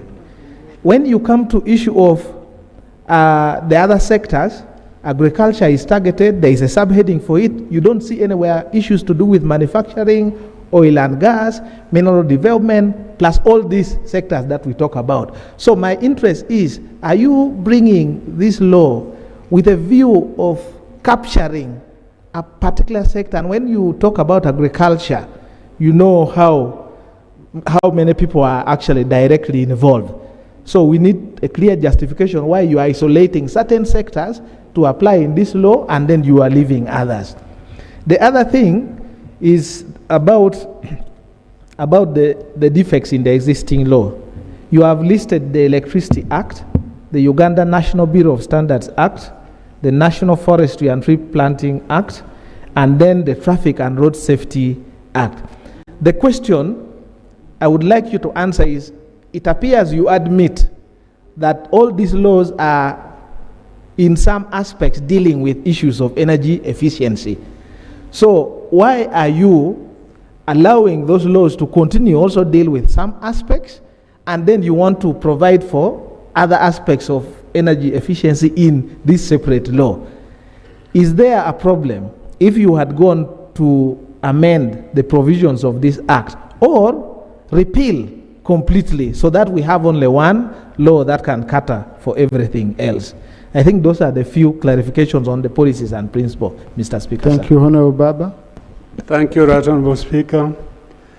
In view of the presentation that the bill should also deal with issues of climate change and mitigation measures, I agree that the Ministry of Water and Environment should have been involved in this bill. There is no evidence on it when this bill was being presented here. Secondly, we have... Thank you, Honorable Keyo, and Honorable Pachuto. Then I come to Honorable this side. Thank you, Right Honorable Speaker. Right Honorable Speaker, what I want the Minister to clarify on is the question of the end user. Actually, if the burden is going to be the end user, I think it's to come out clearly, because even one of the dailies clearly indicated that if somebody uses a fridge, leaves a fridge on overnight, will have to pay. And it has really disturbed us, Right Honorable Speaker. People out there have got mixed feelings about this bill, that actually Parliament wants to pass a bill that is going to burden Ugandans as end users of electricity. So that when I want the Minister to come out clearly and allay the fears of Ugandans that actually, and secondly, Right Honorable Speaker, you efficiently use and conserve what is there. Take, for example, the islands of Sigulu and Wuvuma. What are we really going to conserve and efficiently use? This, I think, is a serious issue that actually we should not put cart before the horse. Thank you, Right Honourable Speaker. Thank you, Right Honourable Speaker. Speaking from my honourable colleague, Okeyo. Honourable Speaker, when you look at how this law, when it is passed and comes into force, I am wondering, in Uganda, in most parts of Uganda, if not all, we are now prepaying for electricity. So if I've bought my yaka and I leave my cooker on or my fridge on earth, then does somebody, the energy officer comes and says, no, you're not sufficiently using energy. I thought it would be in a way of sensitizing Ugandans that when you leave your cooker or fridge on, you are incurring actually unnecessary cost than coming up with a penalty. But Right Honourable Speaker, other than that, it looks like this law is targeting on our traders probably not importing certain kind of equipment, certain kind of cookers or certain kind of fridges. What will happen if we pass this law this week and tomorrow it comes into effect? What will the traders that have these cookers and traders already in their stores, or some of us with these cookers and fridges in our houses, what will happen? What is government going to do? Is there provision for compensation? And then too, like Honourable Keo said, some of our districts or parts of our districts have no electricity. For example, Obongi district has not even ever, the people of Obongi have never seen even a pole. The Member of Parliament has ever electricity pole. So how are you passing a law that every Ugandan will have to use or benefit or work against them? And yet you have not reached every area of Uganda. Even where you have reached in Pakwach, half of the district has no electricity. Why don't we do the first thing first and then come up with other things later? Right Honourable. But again, also the minister needs to clarify as they harmonize. The minority report clearly spelled out the concern about driving costs. Right Honourable Speaker, we people of Uganda are struggling with whatever kind of business. There is no law that we should pass in this house that will drive costs other than bringing it down so that our private sector can thrive beyond the Ugandan economy. I thank you. Thank you. Sometimes I ask myself, I say, but if you don't want something, why don't you ban it? Why do you allow me to bring it and then you say you will regulate my use? This is like the issue we have with the nets on the Rex. I should ask myself, who clears these nets? They pay taxes, okay? UNBS clears them, and then, so but Honorable Pachuto, if you read, let's read the law, Honorable colleagues. Let's not read the law from here. Let's go deep. For example, the issue just raised, clause 56 of the transitional clause, which the shadow minister raised clearly that you're giving us only 2 years. So the debate would be, are 2 years sufficient? Okay, are we able to clear? But then also, Honourable Minister, when you have a law that is only punitive, no incentives, a very good example. When you look at, because I read through, when you look at what you call as incentives, you say the minister may. Okay? I mean, it's not helpful. We travel, we have been going on benchmarking, we see several cities, a very good example. They say, in this zone, okay, cars which are electric, if they go into this area, they don't pay parking fees. They don't even pay congestion tax. The ones which are diesel will pay congestion tax of this much. Okay, can we go into detail if we want to sort out something? Okay. Honourable Shadow Attorney General, then Honourable Dr. Batua. Thank then you. I come to UPC. I'll pick all of you, Honourable colleagues. I had the opportunity in 2012 to undertake a study in the US for 6 months on US energy efficiency conservation, and security. When you look at this particular bill, one, it does not even mention all forms of energy that we should ordinarily have in the country. And it is looking at targeting a specific part of the energy. You are not looking at wind energy, you are not looking at solar, you are not looking at all sorts of things. So if you look at the definition sections itself, themselves, particularly the definition of energy efficiency and energy conservation, you realize that these are matters that ordinarily would have been provided for in statutory instruments and regulations, but not in an act of parliament, as is. And if you are talking of legislating on behavioral change of use of energy, of course, if you misuse energy, the bills themselves will pain you. So you do not need to legislate on this. And then you are also anticipating technological advancement. You want to legislate on something that will come in the future. With all honesty, I think possibly this particular bill could be a work of some individuals targeting a specific product or business, but I don't think it is intended to help the country whose energy is currently, especially electricity, at 22%.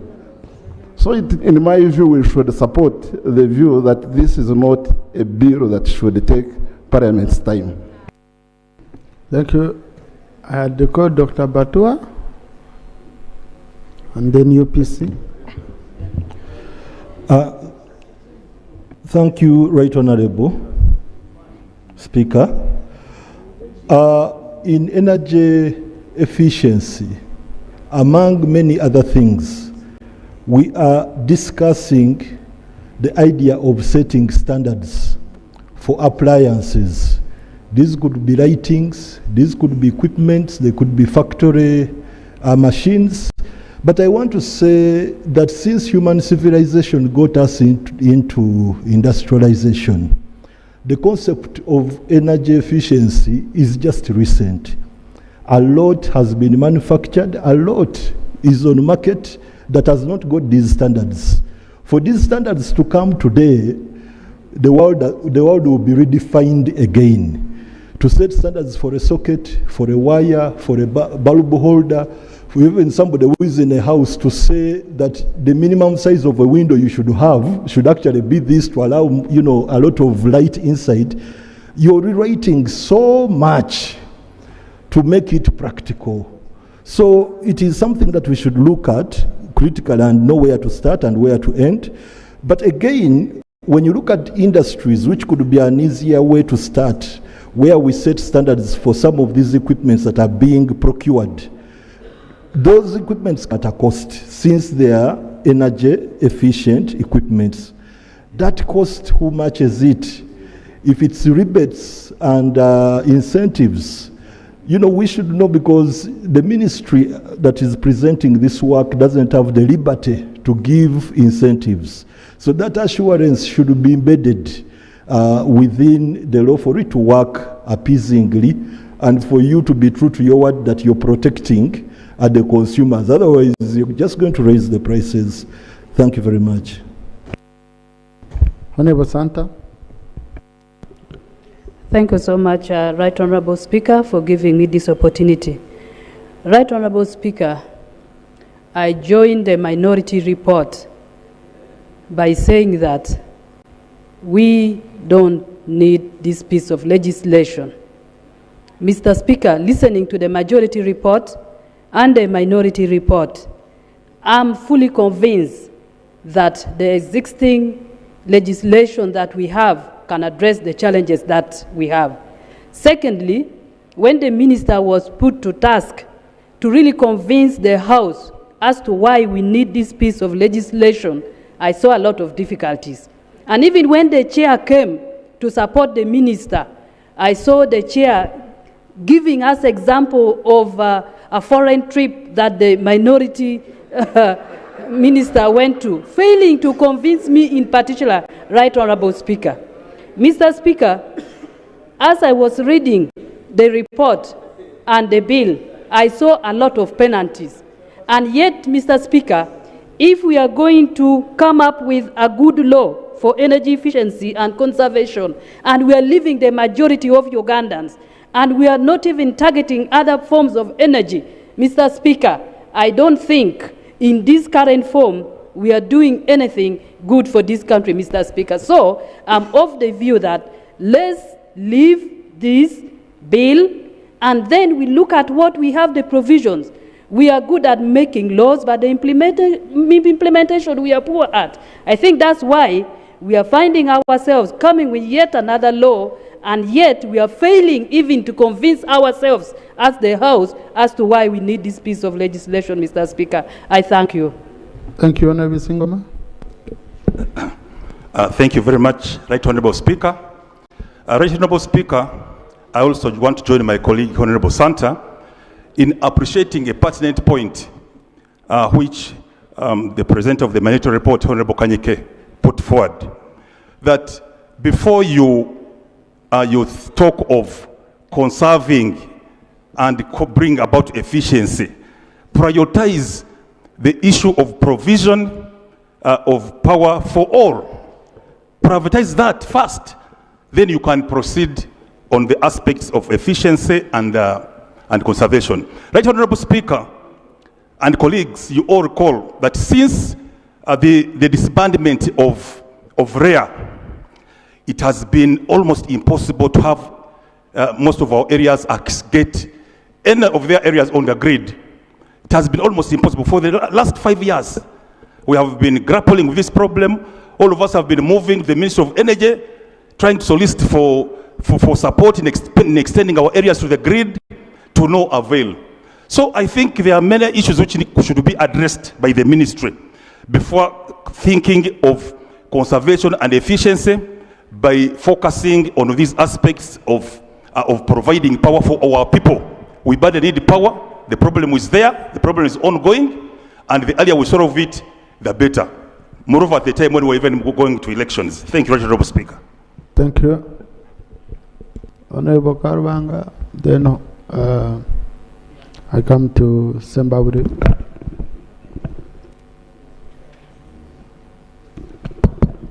Thank you, Right Honorable Speaker. Right Honorable Speaker, we are still on the justification for the law. And indeed, I've had members, justification, I've had members, and I just want to state that the way we are now, you can do anything in Uganda. Are you a member of the committee? Yes, but we are still justifying. No, Rule 214 does not allow you, please. We are at debate level, and the rules don't allow. Kindly.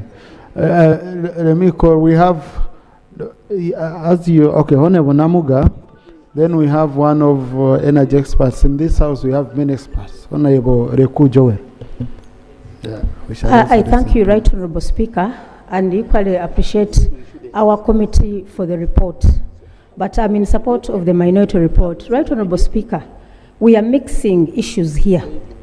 Energy efficiency and conservation, the major problem is enforcement. So after failure to enforce, government is trying to convince itself that they need another law. That's the reason as to why we are all saying this law is very, very redundant. Honorable colleagues, everyone has been wondering about the Uganda National Bureau of Standards, where we have very old equipment coming to this country. For example, look at the area of medical. We have equipments that have been brought to hospitals, various hospitals. You fail to get the spare parts after a year. So is the problem the existing law or the enforcement of the standards of all these that we should bring in place? To Right Honorable Speaker, from the currently concluded census, extension of hydropower is just at 35%. And for Zimbabwe, we are at 14%. So I wonder how my good friend, my young brother, the minister, how you pick attention in extending, in bringing such laws in place than concentrating on doing your basic mandate under the national objectives and directive principles of state policy. Objective 27, you've clearly stated about basics. What we are talking at is a basic. You have failed to provide the basic.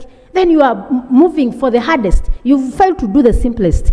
So you are moving to what you cannot even do. So my friend, I do encourage you to concentrate on doing what is basic than struggling to even, look out for what you cannot afford. Right, Honorable Speaker, we believe this law is very, very redundant and a waste of taxpayers' money in processing it. I want to thank you. Thank you. Honorable Eku. Thank you, Right Honourable Speaker. Right Honourable Speaker, the bill on table is about energy efficiency and conservation. I think we are losing a point. We are not talking about sources of energy. We are talking about energy efficiency. When you look at energy efficiency, it's about using less energy either to cook or to do your refrigeration or to light the house. For example, if you had an appliance which is like 1000 watts and you get an appliance of 500 watts, So what do we do? that is energy efficiency that we are talking about. That's what the bill is coming to address. Right on the Speaker, this government moved already. You remember we are using incandescent bulbs which are ordinary, which are about 100 watts. Have to legislate? Government moved away from that one by giving us LED bulbs which were free. That was part of energy efficiency we are talking about. Yes, but now what do We are now talking about how to get equipments which are efficient, which do not use a lot of energy. And that's what the bill has come to address. We're not talking about No, please, conclude. I want to benefit from your Yeah, thank you. Thank you, Honourable Speaker. We're not talking about whether you're using grid power, you're using solar, or we are using thermal. But what we need is, you need an efficient appliance in your house. That's what we need.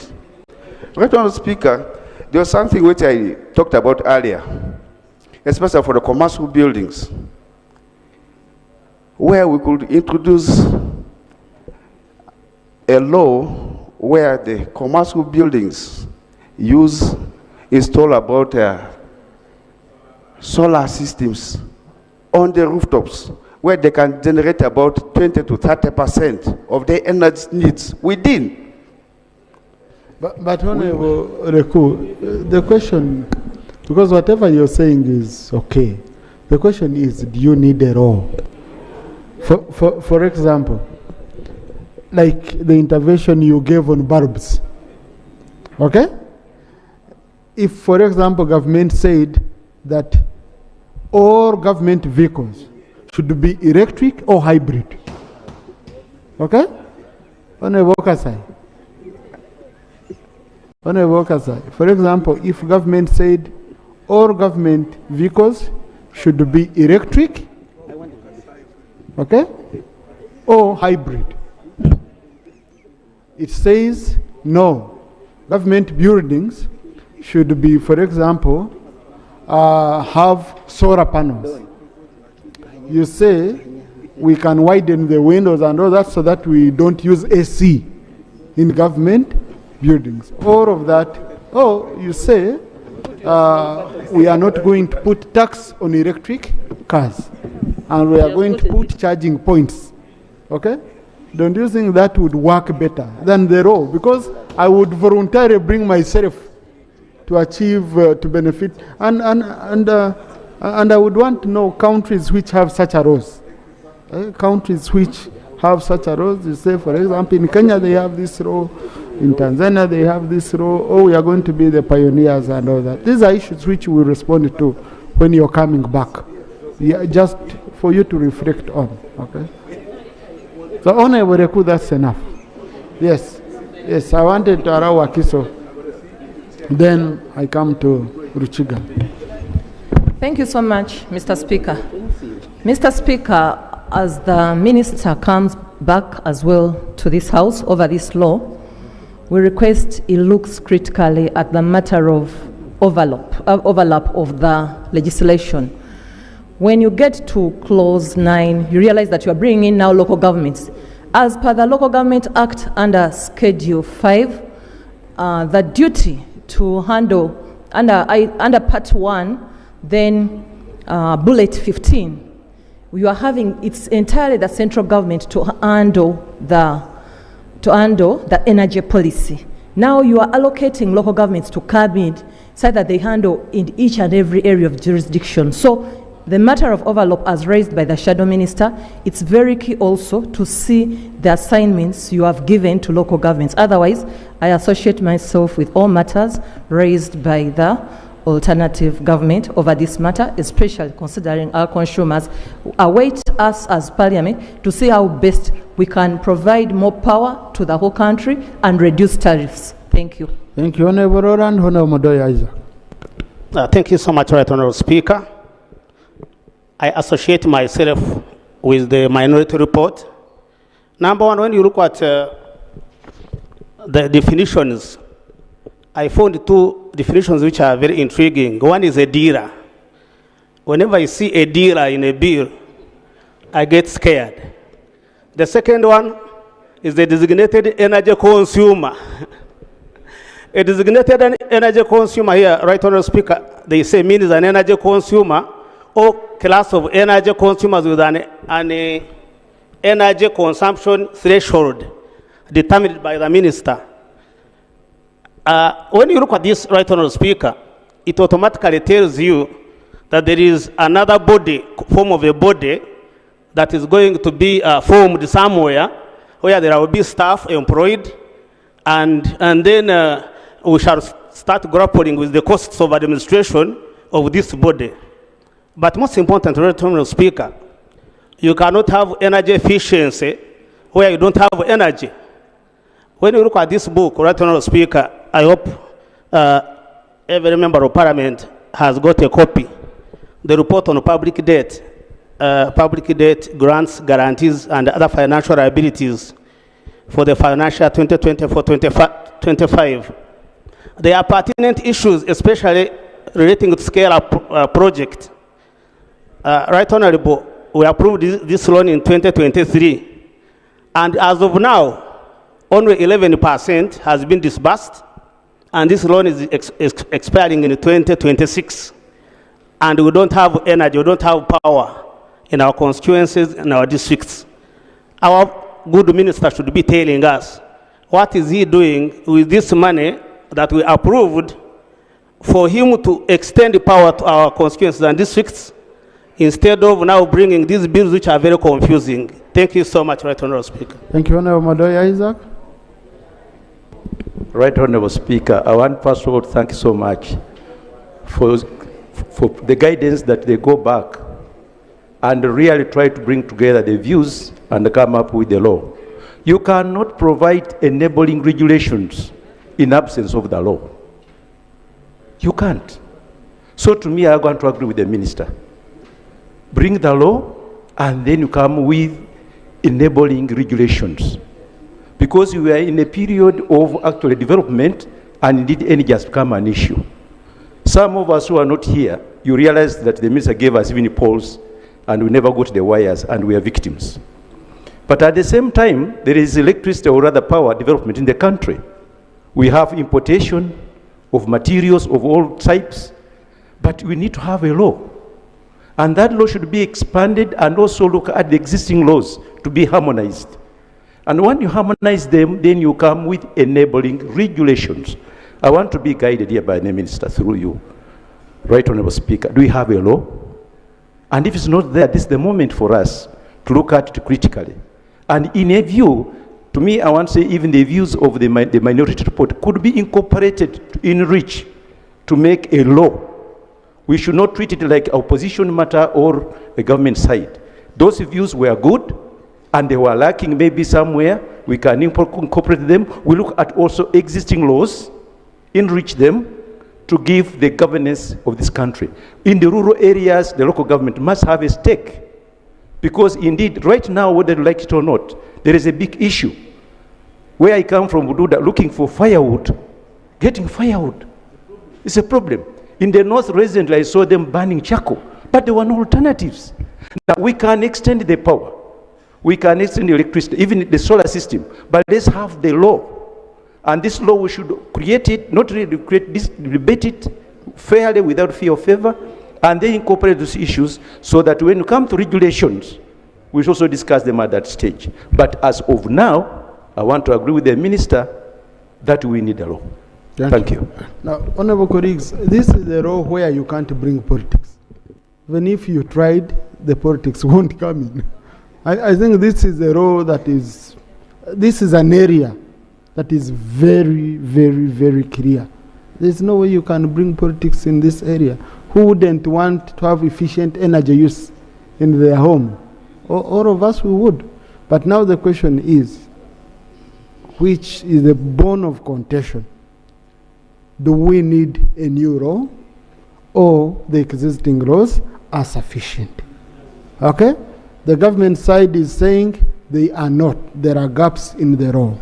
So, can we enrich the existing laws, or even under the existing laws, you have enough authority, enough power to bring statutory instruments, to bring regulations, to, and other interventions without necessarily going for the law. Okay? And like I said earlier, I think I was sharing with the minister when we were in my office. I told him, I said, no, minister, when you're making a law, you make a law that fits in society, not society to fit in a law. Otherwise, it will be difficult for people to buy the law to, buying is very, very, very critical for any law which you make. So I'm not saying that we are having a huge disagreement. We are all saying we have energy efficiency. It's very critical, but the approach. And that's where we need to go back and we allow the minister to conclude. Honorable colleagues, let's stop. Rope, we'll stop on this. We shall open up again when the minister brings some of the responses. I will allow you to ask more questions at that time. Honorable Speaker, work was put into these two reports. I especially want to appreciate my colleagues on this end because they are not opposed to this bill even for political reasons. They are saying the objective of the bill is a good one. In fact, in the minority report, the word they use is commendable. However, and that however is what we are trying to address. Firstly, the good honorable chairman of the committee, he said something that was self-defeatist. He said he sent our shadow minister to benchmark. The shadow minister went and benchmarked. Now he has given you a report based on the benchmarking and you don't want to believe it. Now you who didn't go, why don't you want to believe the person you sent, Honorable Chair? I found that to be self-defeating. When you send people on a task, then they come back and give you a report as chairman. You believe that because you sent them well knowing, they are going to give you a good report. So please believe them. Away from that, Right Honorable Speaker. A shadow minister may be reported to the shadow cabinet and they concluded. No, I didn't even know about it. He reported to his boss who sent him on the benchmarking. But as we are saying, yes, want regulation. But one must it be in the law? Can it not be regulations? Good people, regulations are law as well. In fact, we call it subsidiary legislation. So not every law has got to be passed here. Statutory instruments, regulations. By the way, even our local councils are empowered by this house to make law. And it is also law. Those bylaws that they make, the ordinances, it is law. What's important is that it should not be contradictory to the Constitution. Yeah? So let's not worry that a regulation is not law. No, it is actually law. And it is okay for that. But even as we do that, Honorable Speaker, I worry that our focus is on a very small percentage, electricity.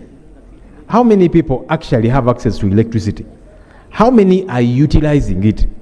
Because the bigger bulk of our population is using biomass, fuel, firewood, charcoal, plant residues, and so on. I don't know why we think that that's not critical. So even if we achieve, because the bill is saying efficiency and conservation, even if we achieve 110% efficiency, it will only be on a very small fraction, and that's electricity. How about the bulk of it? Because it's important. That's our population, Honorable Minister. The reality is that's our population. That's what they use a great deal of the time, biomass. So what we are talking about, because for us we think it should be regulations, if you want to do an all-round 360-degree picture, don't focus on just electricity, because then you'll not be doing much. And that's the point that we are making. Thank you. Thank you. So, Honourable Minister, I think we've enriched, the response you would need to bring in, but I'm interested in the issue of incentives. What incentive would you give me to make me use energy efficiently? And even if you put what kind of punishment, sometimes the punishment is cheaper than the option. A very good example, you put a punitive tax on old vehicles, but the tax on brand new vehicles is still way, way, way high, okay? And I end up going back for an old vehicle, what we call constrained demand in economics. You constrained me from accessing this service by making it expensive, yet you're punishing me for getting this one. So if you did, for example, and you say, I don't know, import duty, or what if you say brand new cars or hybrid cars and electric cars, no tax. Okay? And I weigh the cost benefit. I can say, no, if I add on 5% and I get a brand new car or 10%, it is much better than me paying this much to buy an old vehicle. So those are interventions which I'm really interested in the incentives. Thank you. So, Honourable Minister, please pick this, get a copy of the Hansard for the Minister, have a meeting with the Attorney General, you first look at these issues. After, you'll hold a meeting with the chair of the committee and the shadow minister who brought the minority report, and we shall see a way of narrowing the debate on these issues, and you come and advise here on the floor. Okay? I think that's much better for you, Honourable Minister. Thank you. So let's stand over this item. Honourable colleagues, yesterday the Honourable Milton Muuma raised the issue of Busoga University, and I requested the Minister for Education to give a response today, and the Minister has brought it, and I was told it's an urgent issue for the people there, so it would be important for them to receive this response. So I request that I propose that we amend the order paper to accommodate this item. Statement by the Minister on the status of construction works at Busoga University. Honourable Minister.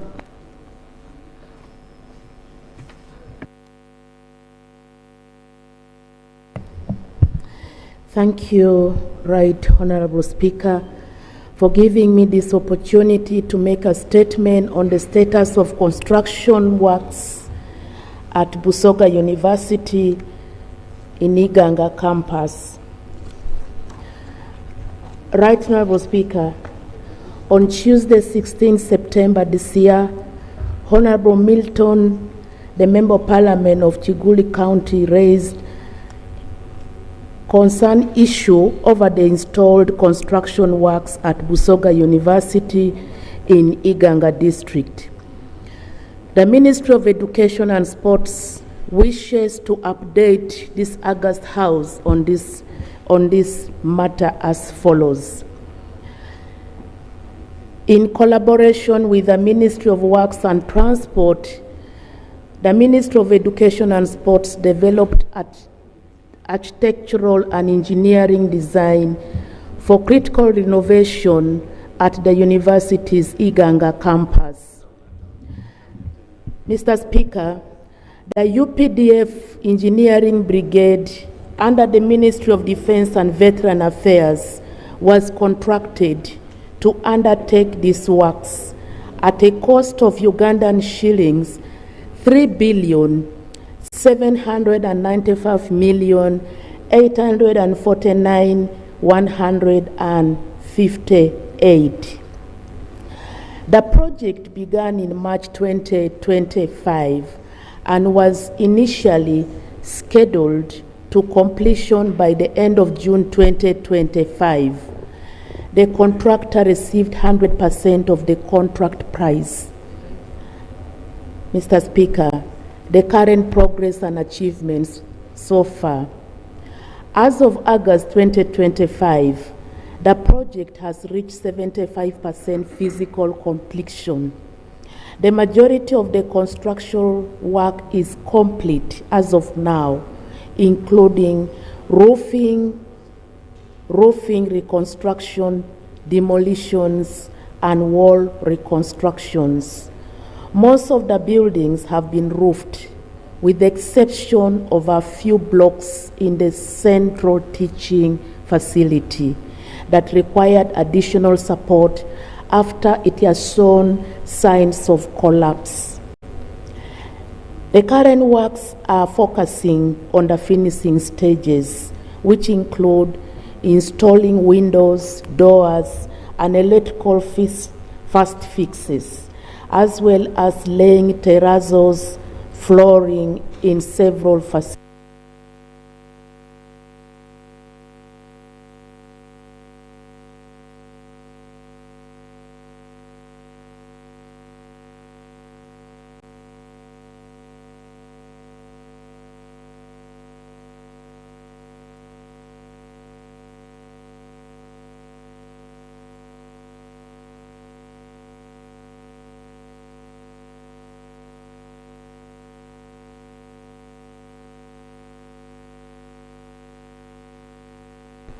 Honourable Minister, you can consult the clerk if there is any issue. Just consult the clerk.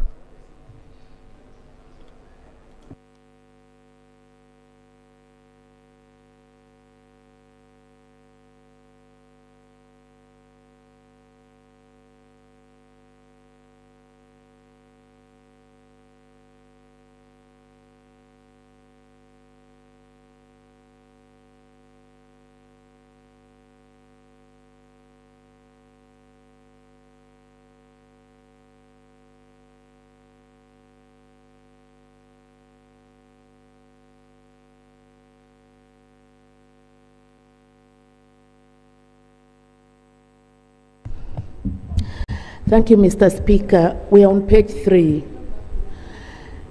The outstanding works. The following tasks have been behind schedule. Number 1, the mechanical installations, the air conditioning, firefighting systems, sanitary fittings, and gas supply. Number 2, electrical finishing. Mr. Speaker, lightning, cabling, switches, sockets, data system, and lightning protection. This is among the works that has been behind schedule. Number 3, internal finishes, painting, joinery fittings, gypsum ceiling boards, and wall preparations. Number 4, furnishings that include installation of finishing, and lastly, the external works, including landscaping and other external site works. Mr. Speaker, the delays on the project can be attributed to the following factors. Factor number 1, the renovation of old structures have proven more complex and time-consuming. Number 2, the contractor experienced internal operation issues which impacted negatively on the project timeline. Number 3, several necessary on-site variations and designs They were adjusted and it required to enhance safety and usability. This included addition of a chemical holding tank, installation of more sinks in the science block, and replacement of the roof on Block B in the central teaching facilities. Based on the current timeline, Mr. Speaker and honorable members, the project is now due for completion by the end of October 2025. As I conclude, the Ministry of Education and Sports, we have engaged the Ministry of Defense to address the project's progress and the delays as outlined. We are optimistic, Mr. Speaker, to continue collaboration that will help to resolve the outstanding issues and to ensure timely completion. Right Honourable Speaker and honourable members, we really appreciate Parliament's oversight role on this strategic project. Your proactive participation will help us to rally more support for timely completion of the project to enhance the delivery of education services for our people. Once again, we pledge our total commitment to complete this project so that we can see the commencement and the operation of the university once everything is complete. I thank you and I beg to submit. Thank you. Thank you, Honourable Minister. This is very, very clear. Thank you. No, Honourable colleagues, I didn't want to open this for debate. Okay. No, before up. No. Because I don't want to open this to a much bigger debate. I will allow Honourable Muuma who raised the question, because I had even wanted an oral answer. I didn't want to go much deeper. Thank you very much, Mr. Speaker, and thank you very much, Honourable Minister, for responding to my concern. Mr. Speaker, either by coincidence or what, I have to thank the UPDF that yesterday, as we raised this matter, today the engineering brigade reported on the ground. So I need to thank them for responding accordingly. Finally, Mr. Speaker, maybe I think since we are serving the general public, maybe she could help and shed, since the official communication was that commencement was supposed for August. It would be good, since we are in a political season and the government is committed to serving people, maybe they would say, since we are behind schedule, instead of August, maybe we are looking at December, so that the public knows what exactly is happening. I thank you, Mr. Speaker. Thank you. Lob. Honourable Speaker, I thank the Minister for the statement.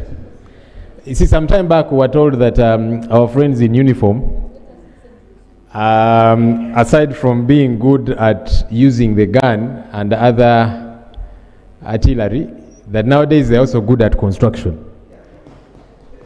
And so government began to deploy them for various projects. Now, when you read the Auditor General's report, it chronicles several projects that are being handled by the UPDF that either stalled or are not progressing. That's the Auditor General's report. That's not the LOP's off-cuff remarks. So, as she has said, as usual, the Auditor General's report. I don't know why you're castigating the Auditor General, but no, we employ him. Honourable, I didn't hear her say anything, and shouldn't go on record. Side talk cannot be put on the hands. And the people in military follow orders. You have heard the order of the Speaker. So the Auditor General is raising a red flag. What is the issue? Is the UPDF actually competent? And really, I'm asking this based on the Auditor General's report. Are they competent to do this work? Is it that they are not supervised to do this work? Because why is the Auditor General telling us many projects, schools, hospitals, that are being handled by the UPDF Engineering Brigade not progressing. What is the issue? So this is one of numerous examples. Finally, Right Honorable Speaker, you see, in project management, there is the, as we call it, the project management triangle, the interplay between scope, time, and cost. Now, the initial time frame for this project was about 4 months, March to June. Now the minister is telling us October. That's double the initial time frame. Now, I want to think that, because even the scope is affected according to your statement, there's many other things that you discovered now, we need to do this, that, and the other. So the time has doubled, the scope has grown. Is the cost not affected? Who is going to pick up that bill? Because you don't mention it here. Because we might have a challenge in October, the date you have given us might come and then she says, well, we haven't finished because we need more money. From where? Why is that not being mentioned? Or actually, maybe it doesn't arise. Prime Minister. Thank you so much, Mr. Speaker. Two things for me to respond to. One, about when the university can begin to operate in terms of teaching, in terms of opening the doors for the students to enter. This will be done as soon as National Council for Higher Education approves that the curriculums are ready. Two, the site that is being renovated is ready, suitable for learning purposes. And I can confirm that this process has started. The National Council for Higher Education has started the process of accreditation. So I'm sure, given the next coming calendar year, we will be in position to approve and accredit the site, accredit the curriculum, and to ensure everything is ready so that the doors are open for lectures to begin. Number two, concerning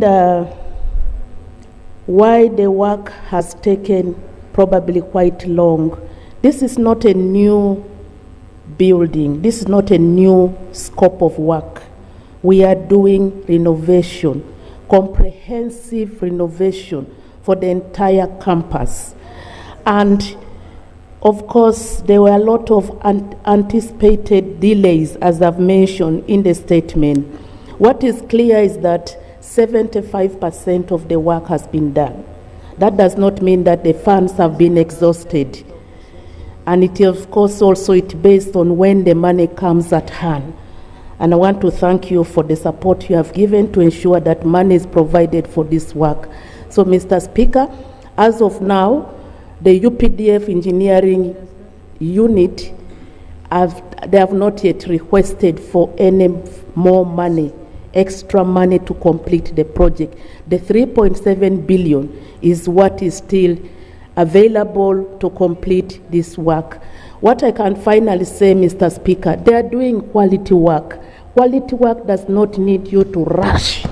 You need to do work that is quality, that can last, and that can really see to it that this is a university, but not an institution. I thank you.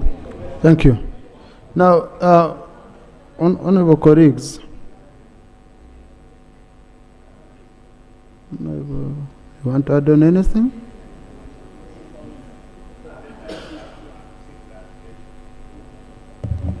Thank you so much, Right Honourable Speaker. The issues the Leader of Opposition raised were issues to do with the Busoga University, but he also raised a general question about the work of UPDF, and I've come to respond to that. We took a decision as Cabinet. If you remember when we had under education and under health, where we had the lotting system, where a contractor would be given responsibility to build the schools in a sub-region, and they were delaying, and even there was the issue of the delay in work, but also the quality and the cost. So, under the leadership of His Excellency, decision was taken that we stop the lotting, let UPDF take on the construction of secondary schools, of health centers, and above, those are referral hospitals and whatnot. So that decision was taken, reason being that we have the engineers brigade under UPDF. They can do the construction, do quality work, and slightly cheaper cost. And why the delays now is because of availability of resources. And once resources are available to UPDF, construction goes on. Thank you. Thank you. Now, one of our colleagues, just like from my experience, I don't know if colleagues on this side, you've had an opportunity of having a project of being done by UPDF in your area. Now, in my constituency, I got a project. At first, I had a doubt, but I want to be honest. I was surprised by their level of quality and professionalism. And I got, for example, I got blocks used by the other contractors who are being subcontracted under World Bank and all that. And then I compared with the blocks of the UPDF. Totally unbelievable difference. Even where these people could try to use only horror. No, I'm giving. Honorable colleagues, I also represent a constituency, and it's important I give you information. Okay? The quality of materials, but also, I think what they need to be cautious about, because they are so patriotic, that is where they reach and they say, no, I would rather adjust for the better of the final product. A very good example. In the design, the roofs were supposed to be for wood. Okay? But I'm told them, they said, but it's unfair to do wood, let's use metal. That's an extra cost. Then you find they say, no, but you can't do, for example, staff houses and you do terrazzo in them. Let's do tiles. And I've gotten information, they've done it in many areas. So trying to make things better, but sometimes you find money is not there.